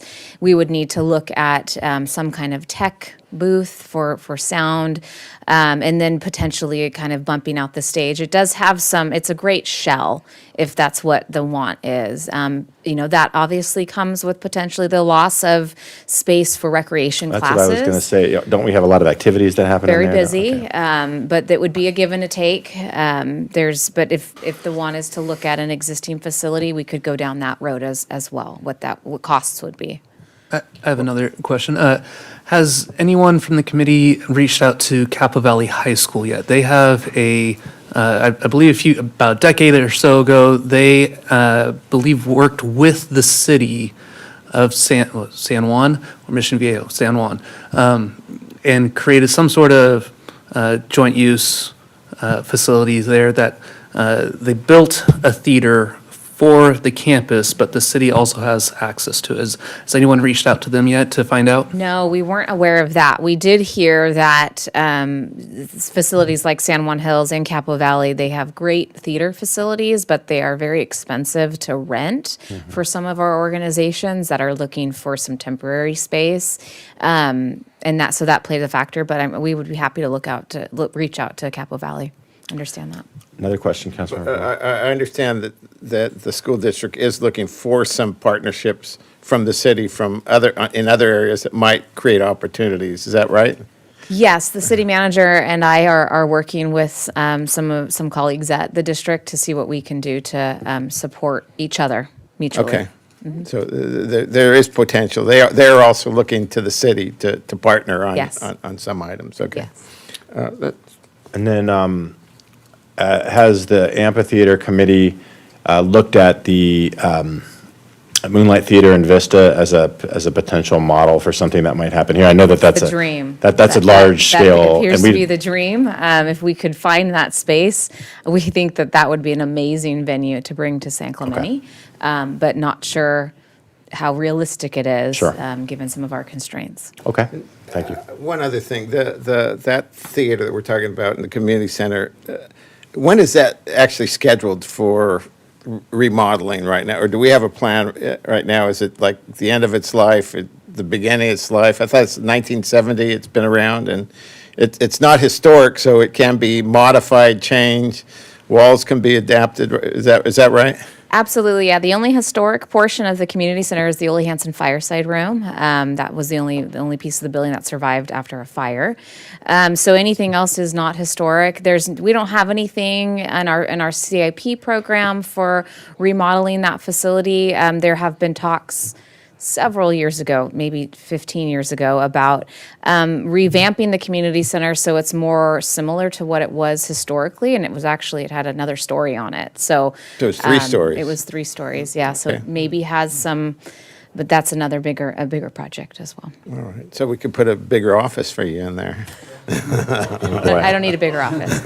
All right, well, oh, sorry. Question. You mentioned that regarding the Moonlight Theater and Vista, which is a phenomenal facility, and you said you didn't think that was realistic. Why would it not be realistic if we had a venue similar size, which we have at La Saluda and La Pata, the Natural Cirque in the hillside there? Yeah, so the committee felt like it was going to be expensive. I think the committee generally was concerned about the financing the project, and given all of the other projects that are circulating with parks and development, that was a really big concern that the committee expressed. They did say at one point, though, if an amphitheater is the option, then maybe it's phased. Moonlight is massive. Maybe we start smaller as well. The charge of the amphitheater committee wasn't to analyze finances, but to look at the options for an amphitheater. Did you consider private funding? I mean, the Segerstrom Center started from nothing, bare ground, and private people came together and donated money, and they have a world-class facility now. I know we're not Newport Beach or Costa Mesa in the middle of the regional population center, but I guess the concept of deeming projects unrealistic, I'm just a little concerned about our Okay, well, let's get analysis. into that in discussion. But we are desperately trying to not finish before 8 o'clock, or whenever we were supposed to try and Mr. finish. Mayor, by. I do have an answer to Mayor Pro Oh, here we Tem's go. question. Okay. So amphitheaters are an express exception to Measure V. Oh, my goodness, how about that? There you go. So Oh, a okay. vote of the people would Well, not there's be your answer there. required. Interesting observation, thank you, Okay, Counselor. let's hear from the public. Wayne Eggleston. Don't start the clock yet. Wow, I was taking my elderly nap, and I woke up and turned the telly on, and you folks were already talking about streamlining. My gosh. Yeah. So I put my Superman suit on, and I flew over here in 90 seconds. Great. So, yes, thank you. I have some very late-breaking news for the last couple of days. I contacted Bella Collina to see if they had any interest with regard to their land for an amphitheater. And he looked at me and he, Mark Zane, who owns it, and he said, "We have an amphitheater." Did you know that? We have an amphitheater in San Clemente right now that seats between 500 and 1,000 seats, depending upon how they are arranged. And he said, we've had some productions there, we've had some large weddings there, and other events. So in the meantime, before we build a huge amphitheater, we have an amphitheater in San Clemente, and it's at Bella Collina. I don't know if you've seen it. It's a terraced amphitheater. It's a very nice facility, to say the least. Now, Steve, we decided that perhaps the cart is going before the horse here with regard to an amphitheater, because a community needs to have a reputation for performing arts and the credibility of performing arts and groups that are willing to participate before we can even consider a huge amphitheater here in San Clemente. So that's why Samantha did a terrific job of putting all these performing art groups together and having them come to our committee meetings, and they have expressed excellent interest in all of this. So, but we need to have the credibility as a community for performing arts before we can have private fundraising or city financing or anything of that nature. But an amphitheater is going to be costing millions and millions of dollars. So we have to start at one level and build up from there. But San Clemente needs the credibility of a performing arts city before we can consider that type of private fundraising or any type of fundraising in order to build an amphitheater. But in the meantime, Bella Collina has an amphitheater. Go visit it. It's wonderful. Thank you. Thank you. Any other comments? No further comments. Okay. Under discussion?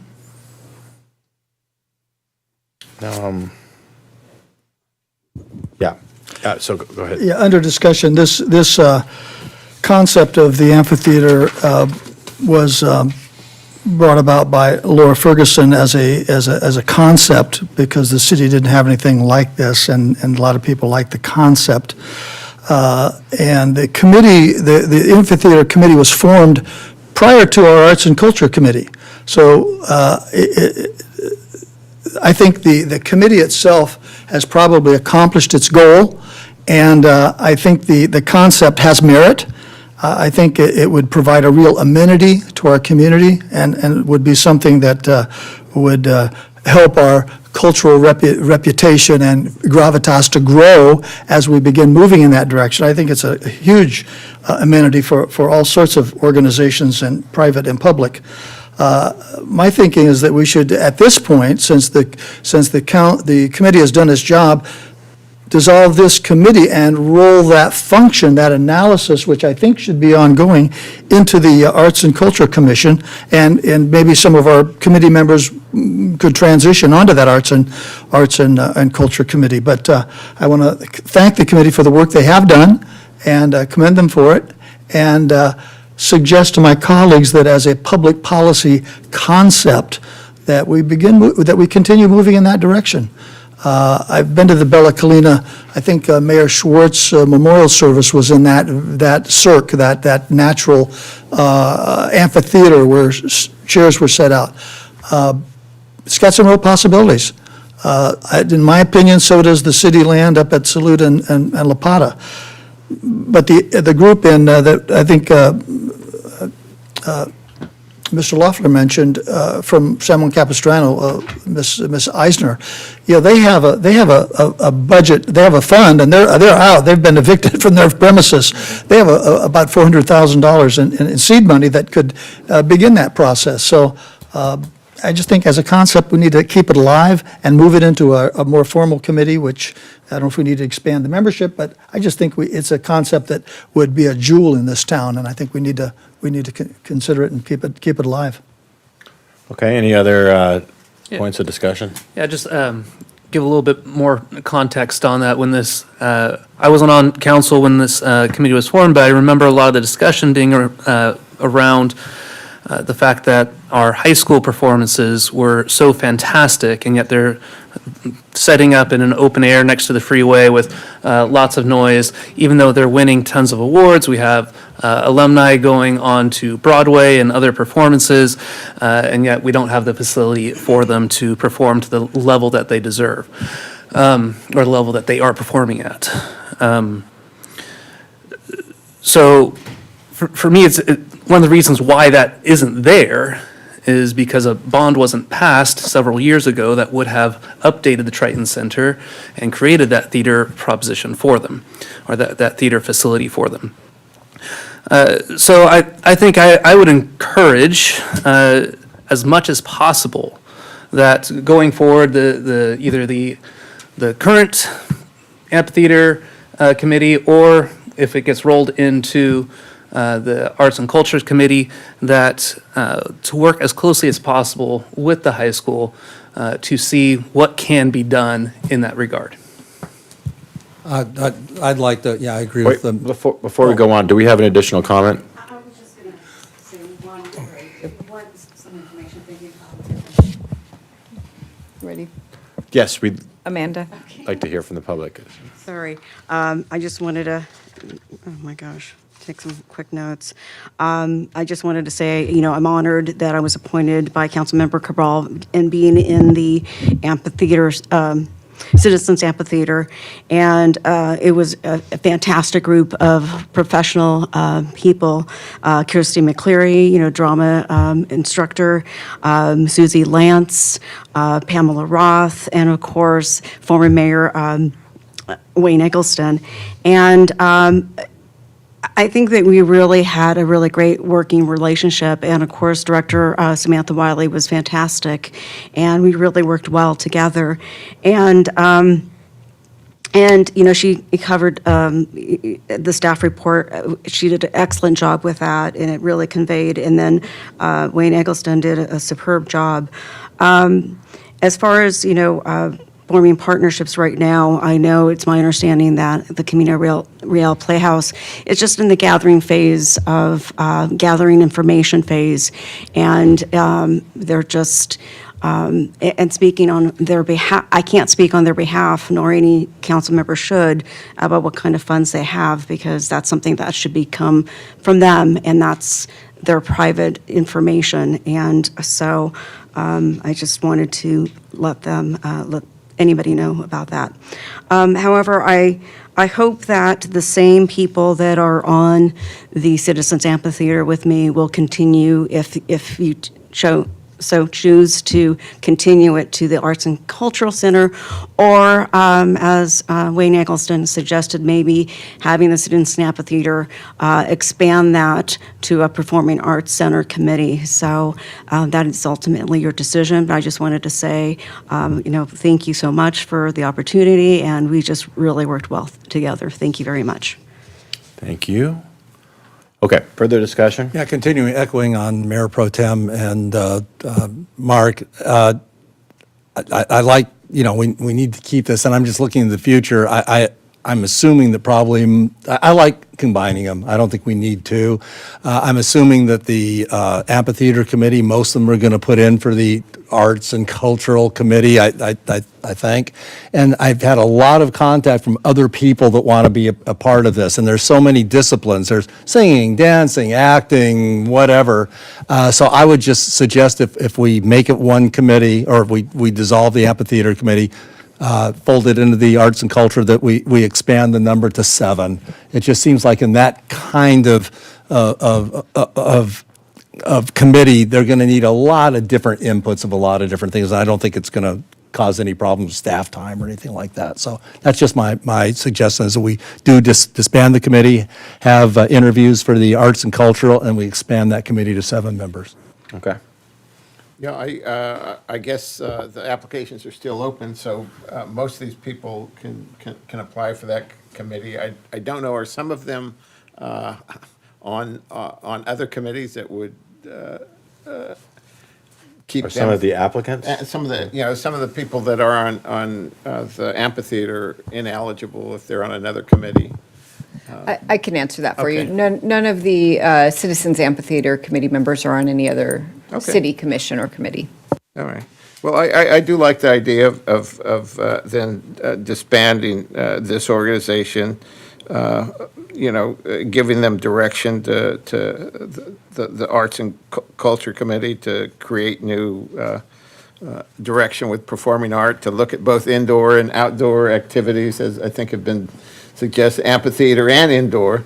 Look at the partners that are out there in the community. And I think they're all on, and you're doing a great job driving and directing them. I think you're all on the right direction of finding something where this committee can be up to date on arts and culture. Do you also believe that we should expand the membership to 7 to I allow for do. more participation? Yeah, I do. Okay. Okay. I would move council option number 5 with the expanding the Arts and Culture Commission to 7. I'll second. Okay, motion is Noblock, second is Cabral.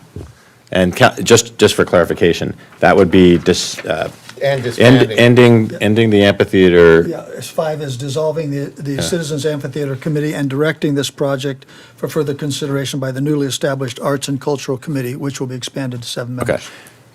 And city clerk, we've got applications coming in, so theoretically, it doesn't matter whether it was 5 or 7 when we sent out the announcement. If we get enough, we could interview and fill 7 spots. Correct. We advertised it for 5 positions. Council also recently adopted an ordinance that the Arts and Culture Committee would consist of 5 members. So Okay. I will bring back an item to the next council meeting, just revising that ordinance. Okay. And in the meantime, our application period closes September 22nd, which is next week. So we'll see how many applications we have by then. Okay, good. Okay? And I'll So report back October 3rd. The motion was by Noblock? Steve Noblock, And second Cabral, okay. Wait, real quick, you said, what time did you say, what date did you say it closes? September 22nd. Okay. As of, That should be enough time for, okay. yeah, and, yeah. So anyone on the amphitheater committee, let's make sure that they know about the announcement period and all of that. Okay, all in favor of that motion? Aye. Any opposed? Seeing none, it's unanimous. Okay, next item on the agenda is oral communications part 2, and I do have one speaker card. Tony Rubolino.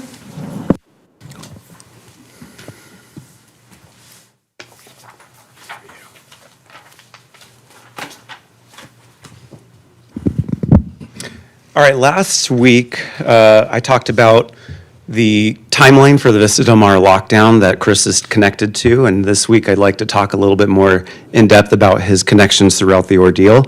Let's do a recap. Next slide. This was an avoidable traumatic experience. This was not a see something, say something situation, as some people have tried to perpetuate. That is false. There was nothing out of the ordinary. This was a standard situation. There was nothing suspicious or anything of the sort. Almost 10 hours later, Chris played loose with the facts to create an anti-gun narrative. He has not apologized, he has played games with the people involved with it, and he owes the community an apology. Now, just to let you know of the details of some of the things, my son was in a class and the students were actually urinating in a shared bucket in the room because they were not allowed to leave the class during lockdown. My daughter heard footsteps on the roof of the building and the class collectively thought it was the bad guys coming to get them. Turns out it was the deputies doing a wonderful job sweeping the campus and making sure there was no threat. There was a report of a teacher, a junior high teacher, who was crying in front of the students, telling them that a gunman was coming to get them. Chris demonstrated he will turn all of this that the children experienced into campaign propaganda. Next slide. Let's rewind the clock. Chris attended a anti-gun platform in June of 2022. Who else was in attendance? Next slide. Who else was promoting this event on their social media accounts that Chris attended? Who else was in attendance? Next slide.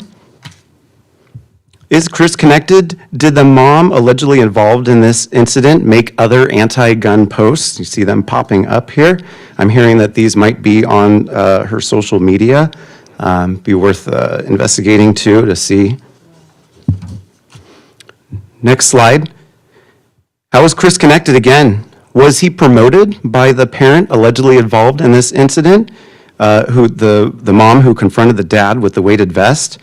Making posts promoting his campaign during the last election cycle. His 3 children go to school with our children. Chris will stand up for our children by implementing common sense gun safety measures. See the arrow down there at the likes? I'm hearing worth investigating if Chris is one of the ones who liked that post. As a parent, I still have questions. Why is this still being promoted by Chris as an anti-gun narrative? Why aren't there any repercussions for what appears to be a gross misinterpretation of the situation, which then subsequently sparked a full campus lockdown? Also, why hasn't Chris acknowledged his own incredibly disingenuous statement on the school lockdown and apologized to the accused family, the students and their families, and the school staff? Your behavior, Chris, throughout this has been repulsive, and you do owe an apology. Thank you. Thank you. Do we have any further comments? No further comments. Okay, next item. Future agenda items. Any future agenda I have a items?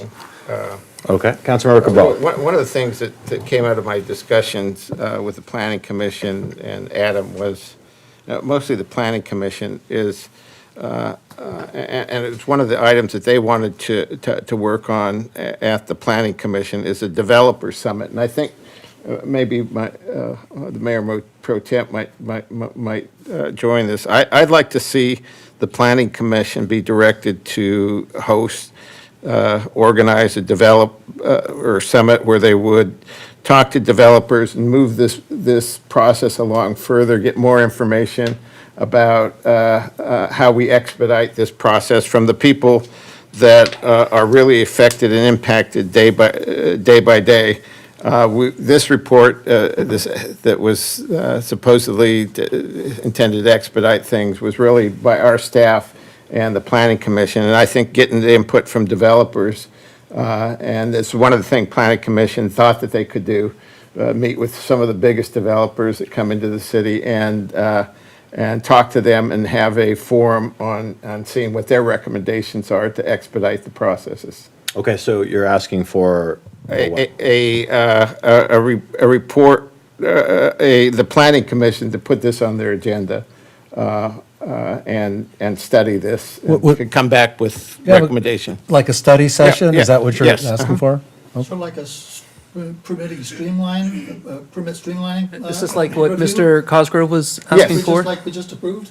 Well, no, this was approved, these were the recommendations, in my view, from Planning Commission and from our staff.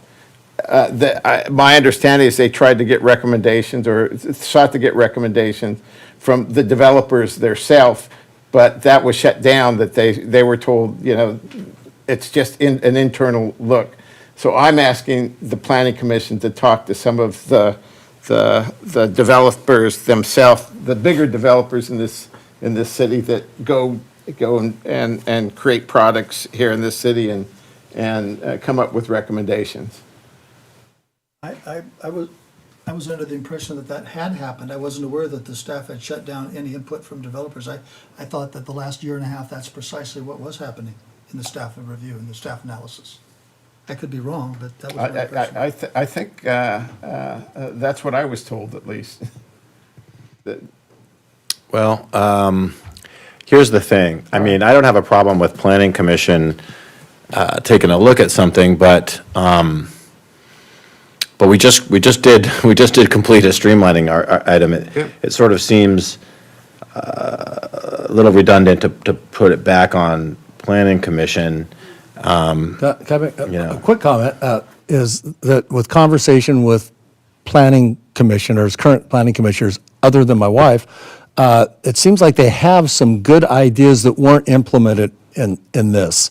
And I wouldn't mind giving them the opportunity, if they wanted, if we put on the agenda, to send to them to have a study session or a work plan and come back. I mean, not a long drawn out thing, just a study session, and come back to us with some additional recommendations to actually streamline, like I said, at the inspection and permit level. Here's the question. Is that something that the Planning Commission sort of equipped to do? I know they usually are sort of responsive to things coming in. Yeah, so the Planning Commission has an annual work plan, and that's something that you could ask them to include in what they do. It doesn't necessarily have to be a timed issue, but that they seek some input from some of the applicants and make sure that we have a good feel that the applicants have also participated in this process. Putting on my old planner hat, I think I would expand that a little bit to more than just streamlining, that they provide input about our development process and things that we might be able to do to make it more clear.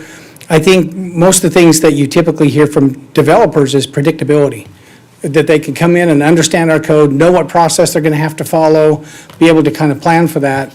And I think there's always good input that you can receive from applicants that you don't get being the regulator. You don't always get input from the applicants. And so but again, I don't know that I would put a time crunch on it. I think it's something you could let the Planning Commission work into their their work plan in the coming year. Now, what would be the mechanism for the planning commission reporting back to us about what these recommendations are, potentially? Yeah, I think eventually they'd just make a recommendation to this council. They would finish that work and they would come forward with a recommendation to the council. And you don't suggest putting a timeline on that or anything? No, Okay. I would let them kind of, I would just put on there to do. Okay, so then, it sounds like it's a motion to agendize a direction to planning commission to study and commit to outreach with the developer community about ways that we can further make this process. I have a more question. Does that even have to be agendized? Could that be something that could be directed? yeah, we could certainly just pass on that direction that the planning commission should feel free to organize some sort of Is that an input sufficient? session or an outreach Okay, session with. okay, so we don't need to vote on it, then I think, Yeah. Just direction from council. is that appropriate, city attorney? To give direction, that's Right. fine. Okay. All right, any other agenda items? You know, I have on that same, Hold on. sorry, Mr. Council Corral, do you have any other? Go to him. Okay, first, On Councilmember Enmeyer. On that same degree, or vein, I have some ideas on some directions to give to some of our committees and commissions. One would be our Coastal Advisory Committee, to give them the direction to start looking at some of the pollutants entering the ocean from our town to see what things can be done to mitigate that impact. Is that something that I could get support from? Is that currently in the work plan? I know we focused the work plan on sand, but did we take, I does don't anyone know know if we that- took that away? I don't think the work plan's been approved by us, has it? The coastals couldn't have been approved by us anyway, so I think. They have not had their first meeting yet. We have one vacancy that is yet to be filled. So I just met with Leslie today. I don't anticipate them having their first meeting until November. Okay, would it be appropriate to give direction to them that we'd like that included in the work plan so that they kind of get off to the right? Sure, yes. Okay, do we have support for that? I'm supportive, okay. Great, and then the next one would be for our Human Affairs Committee. I noticed in their last minutes that they took, they were looking for some direction from council on whether to address homelessness in some way or another. So I would just like to get some support to direct the Human Affairs Committee to look at reducing the impact of homelessness in our town. Is that they do have a work plan? Yeah, and they haven't pretty- submitted it yet, and they were working on it, their last meeting, because I was at that meeting. Yeah, it's going to take some thought process there. Again, not a time crunch on this. What if we wait till they do submit us a work plan that we can look at, and then maybe that'll give us some time to formulate, because we certainly can, direct that they add that back in. What do you think about that? See what the work plan does entail, and then if we want to make direction. I can accept that, that's fine. Do we have a timeframe of when that work plan is going to be coming back to us? Do we know, city clerk, about? No, I know they're, as Councilmember Loeffler said, they're currently working on it. So usually October, November is when we start seeing work plans. Okay. Okay. Mayor Pro Tem? I have an item that I'd like to ask my colleagues to consider agendizing. 2.5, 3 years ago, when the COVID scare happened, there was a lot of hysteria, and the mask mandates came down, and after a few years, we realized that the masks were actually reducing our oxygen and were problematic, and didn't do anything to stop a virus, and we shut down our beaches and closed our parking lots and kept people out of the water, and dumped tons of sand in our skate park, and removed pull-up bars from our park so that people wouldn't congregate. And now we're beginning to hear with the new COVID varieties, the mask mandates are now beginning to percolate back, and new mRNA experimental drugs, not vaccines, but drugs are beginning to be discussed and mandated. I would like our council to agendize, as the city of Huntington Beach has, an ordinance which simply says this city will not mandate our people to wear masks or to mandate them to receive involuntary inoculations in order to conduct normal business. People are free to do what they want. They wear masks wherever they want, whenever they want. and I have no problem with that, but I just want the city to be, if possible, standing for freedom and not substituting our constitutional freedoms based on what I perceive as scare-tastic. So I'd like to consider agendizing that for consideration. Do we have a second? I'll second that. I would just say as part of, I mean, we'll get a draft of what this was look. I haven't read any of the other drafts, but I think as long as it's, consistent with medical advice and I would second it. Okay, is there a third for a staff report? Otherwise, I have a question, and I agree in principle with what Mayor Pro Tem just stated. I asked the city attorney, would a resolution like this, if we passed it, would that usurp any state mandates that they made? No. So if there's some kind of state law that's passed, for example, the city council can't override that.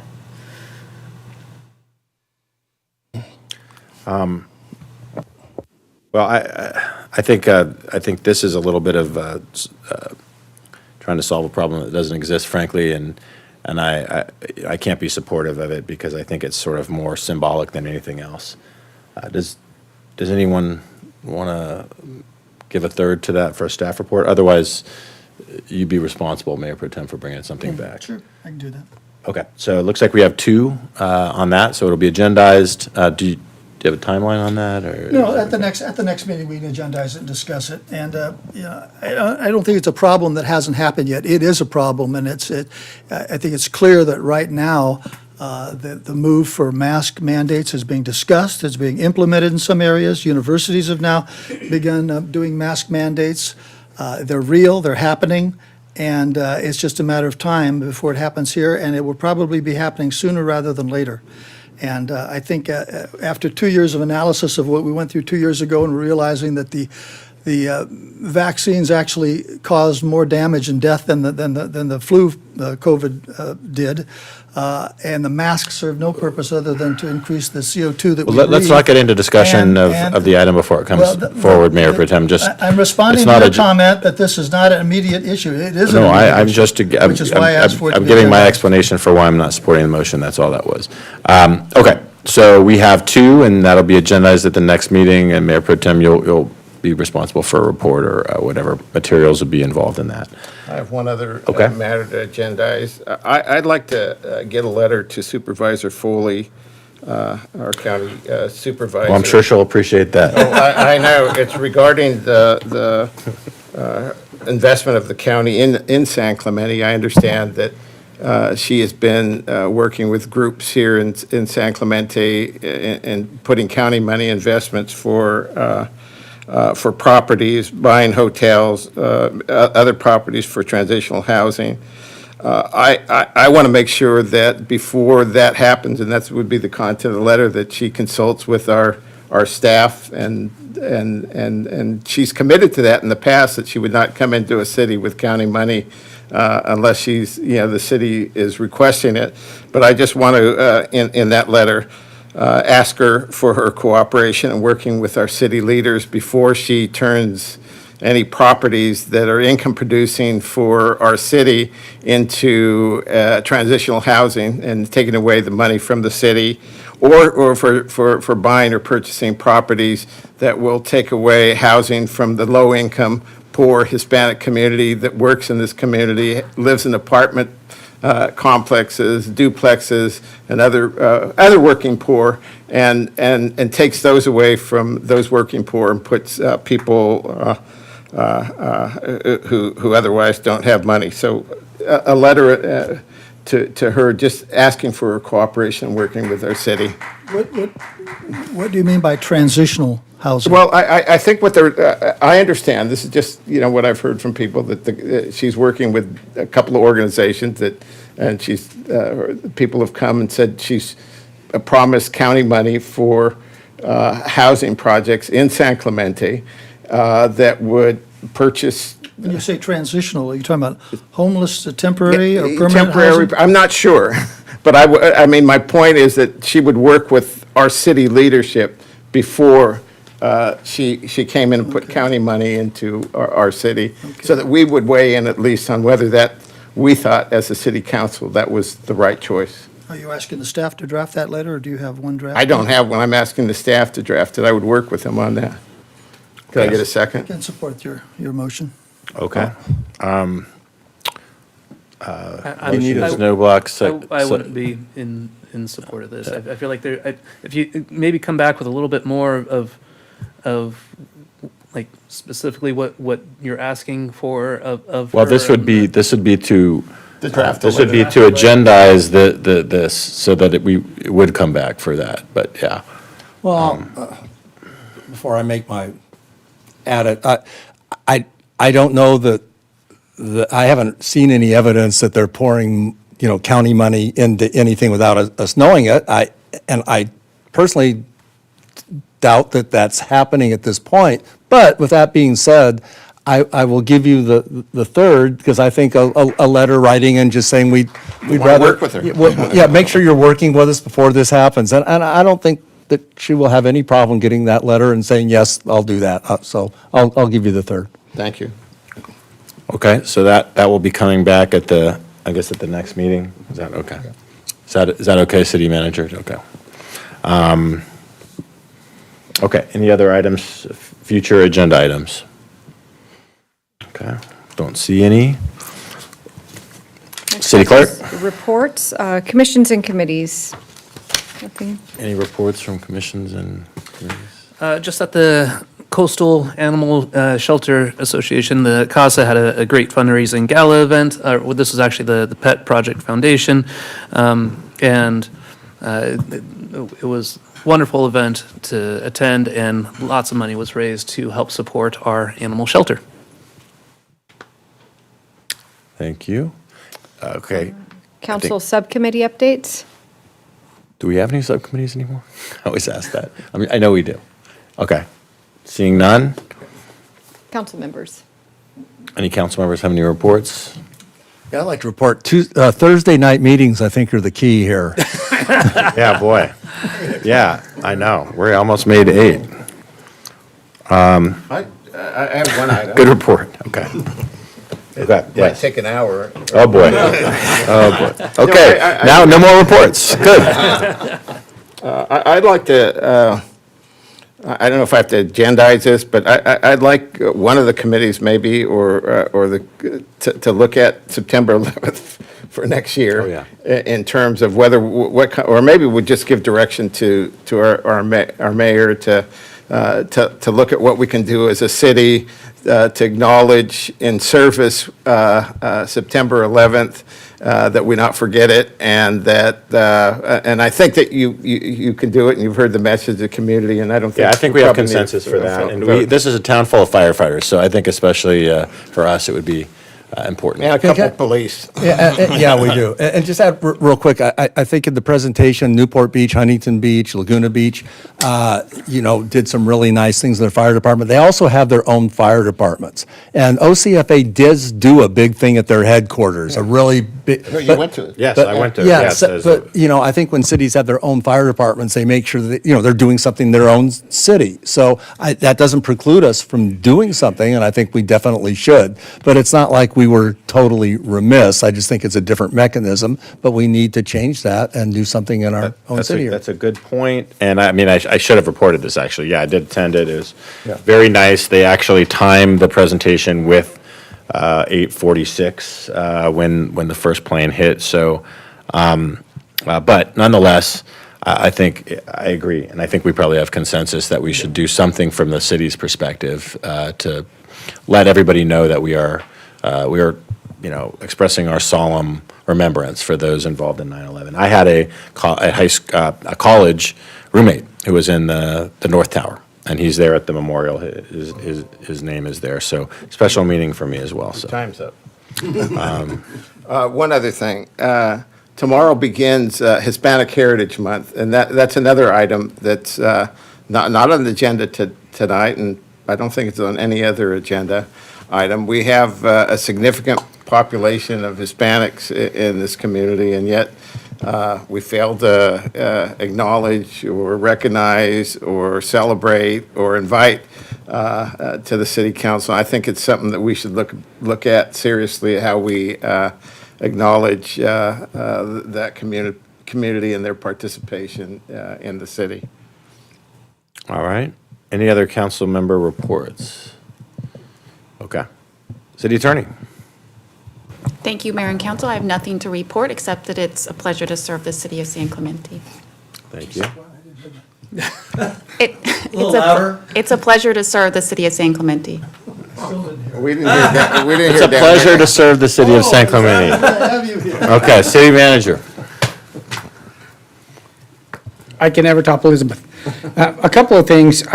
I want you to know that I do accept your direction on 9/11. Staff talked about it today. We actually have some ideas about what we want to do next year. We want to combine what some other cities have done and then make it special for us as well. As you know, it's a day of service, so we want to make sure we include that in it as well, and so we're looking forward to that. I also wanted to build upon what Councilman Cabral said about National Hispanic Month. As you know, I was fortunate to recently spend time as the city manager on the Mexican border, learned a lot about that culture, that rich culture that is also played a big role in our community as well. So maybe bring back some ways to celebrate that even at your next meeting, since it does go mid-month to mid-month, and talk about some of the contributions. Every one of our street names in our community is in Spanish, and there's a lot of really cool things that we can talk about. So I just wanted to not only accept your direction, but also accept your disappointment that we didn't do better on those two items this year, and we will next year. We will certainly make up for that, and we will be top-notch. So I wanted to let you know that. And accept responsibility for not doing either of those. But I did want to make sure that everyone knew that we will miss Kyle Koger. Today was his last day, and so he'll no longer be with us, and he did a great job. I begged him to come tonight. He did not want to be recognized. That's not his personality. In fact, there was no way to talk him into that, but I do want to publicly let you know what a great asset he was for our community. He did a lot of good. At least in an interim role, and hopefully maybe perhaps even moving into a more permanent role, Dave Rebensdorf, who is currently the Director of Utilities, will combine those two departments at least, well, I think that we plan to do that permanently, and he will serve as the Public Works Director. We'll also include utilities, and we'll have one less director in the community. I think that will not only be a cost savings, I think it's important to tie those two functions together. They're very related at the current time. Finally, and this is a very difficult thing to talk about, and I want you to know that this is a city manager issue, and not trying to place this in any way on the community or the council, but we've had an event that happens on the 4th of July that has gotten a little bit larger than what it started out as, and that's the armchair race that goes down Rosa and Victoria. And there has been some injuries that have happened there, and they happen on public streets. I met last night with the residents that live on that street. They're very concerned. They have sustained property damage and some other things because the event simply has outgrown that very small little area. And some of the things that have happened with water balloons becoming frozen water balloons and some of those kinds of things, the event has changed a little bit. So we need to look at what we can do, not only, we'll take a look at what we can do to see if there's any way to make that event safer. I don't know that there is. We may have to take actions even to close the road. What happened this year was not acceptable. Some of the injuries that happened were not acceptable. And so I want you to let you know that we're trying to start early. We're not trying to do it on June 15th because a lot of people make plans around that event, and we want to start having that conversation early, so we'll be looking at that. It's very unfortunate, some of the injuries that did occur in there, and we feel very bad for the people that sustained those injuries, and so we'll be looking at ways to make that a safer event or eliminating the event. So, Mr. City Manager, question. I understand that we're scheduled to have some voting mechanisms where we vote by pressing a button and our vote is scheduled all at once instead of the sequential voting that we've had since we moved out of the old city hall. Correct. What's the timing on that? Do you know? I will check with our IT staff. Brian, there was some issues, of course. You hear it all the time, but I think it was actually true. The supply chain is a little bit delayed on getting some of the equipment. But we have some other changes we'll be making to the chambers at the same time and hope to have those done, hopefully in the coming weeks or months. I know that as soon as it comes in, they're ready to go. It has literally been trying to get the equipment here. All right, City Manager, I'm sorry, I have one more question here. We have a very large packet every week, large agenda item here. Is there any way to possibly limit some of the paper that we're using on this to be a little bit more environmentally friendly, cost-effective on that? You bet. Any council members that would prefer to have that packet electronically rather than hard copy, let me know, and we can get you a device and get that electronically to you if that's your preference. We do have that ability to do that. One more thing, Yes. one more question. I went out and visited the pickleball cement. Looks great. Are we still on time and? Yes, so, yeah, good question. The foundation for the pickleball courts has been laid. It's just curing right now. That's the only holdup. It takes, about a month to cure. Once that's cured, we are literally just days away at that point of putting up the nets and the things, and we'll be ready to go. So the time-consuming part of that has already taken place, and we're just waiting for that slab to properly cure, and so we can get moving on it. And that slab, man, I gotta believe it can, I don't know what else is gonna hold up when we have a big earthquake, but that one is. So it was well-built. It's well-designed, that's for sure. And that we're still on track to potentially use that as a skate park once we Yes. transition from the temporary pickleball courts. Yeah. Should that court get built, that's correct. Okay. All right. Anything else for the city manager? Seeing none, we're going to move to adjournment now. Before I ask for a motion, I'd like to adjourn in honor of Scott Morielli. Scott was a Talega dad like me, like Jay, with kids going to Vista Del Mar. Really unfortunate. Scott, fairly young guy, succumbed to cancer, a very aggressive form of cancer, very rare form of cancer, and just passed away days ago, leaving the family behind. So I think as a council full of dads especially, so you sort of feel for the family there and the larger community in San Clemente, especially in Talega, for, it kind of shows our mortality when we see somebody, a dad young like this, unfortunately pass away. So I'd like to adjourn in Scott's honor. With that, do we have a motion? Yeah, I will move to adjourn that the next regular council meeting is scheduled to take place on October 3rd, 2023. Closed session will begin at 5 p.m. and the regular business meeting will begin at 6 p.m. The meeting will take place in the council chambers located on 910 Calle Negocio, second floor, San Clemente. Second. Motion is Enmeyer, second is Cabral. All in favor? Aye. It's unanimous.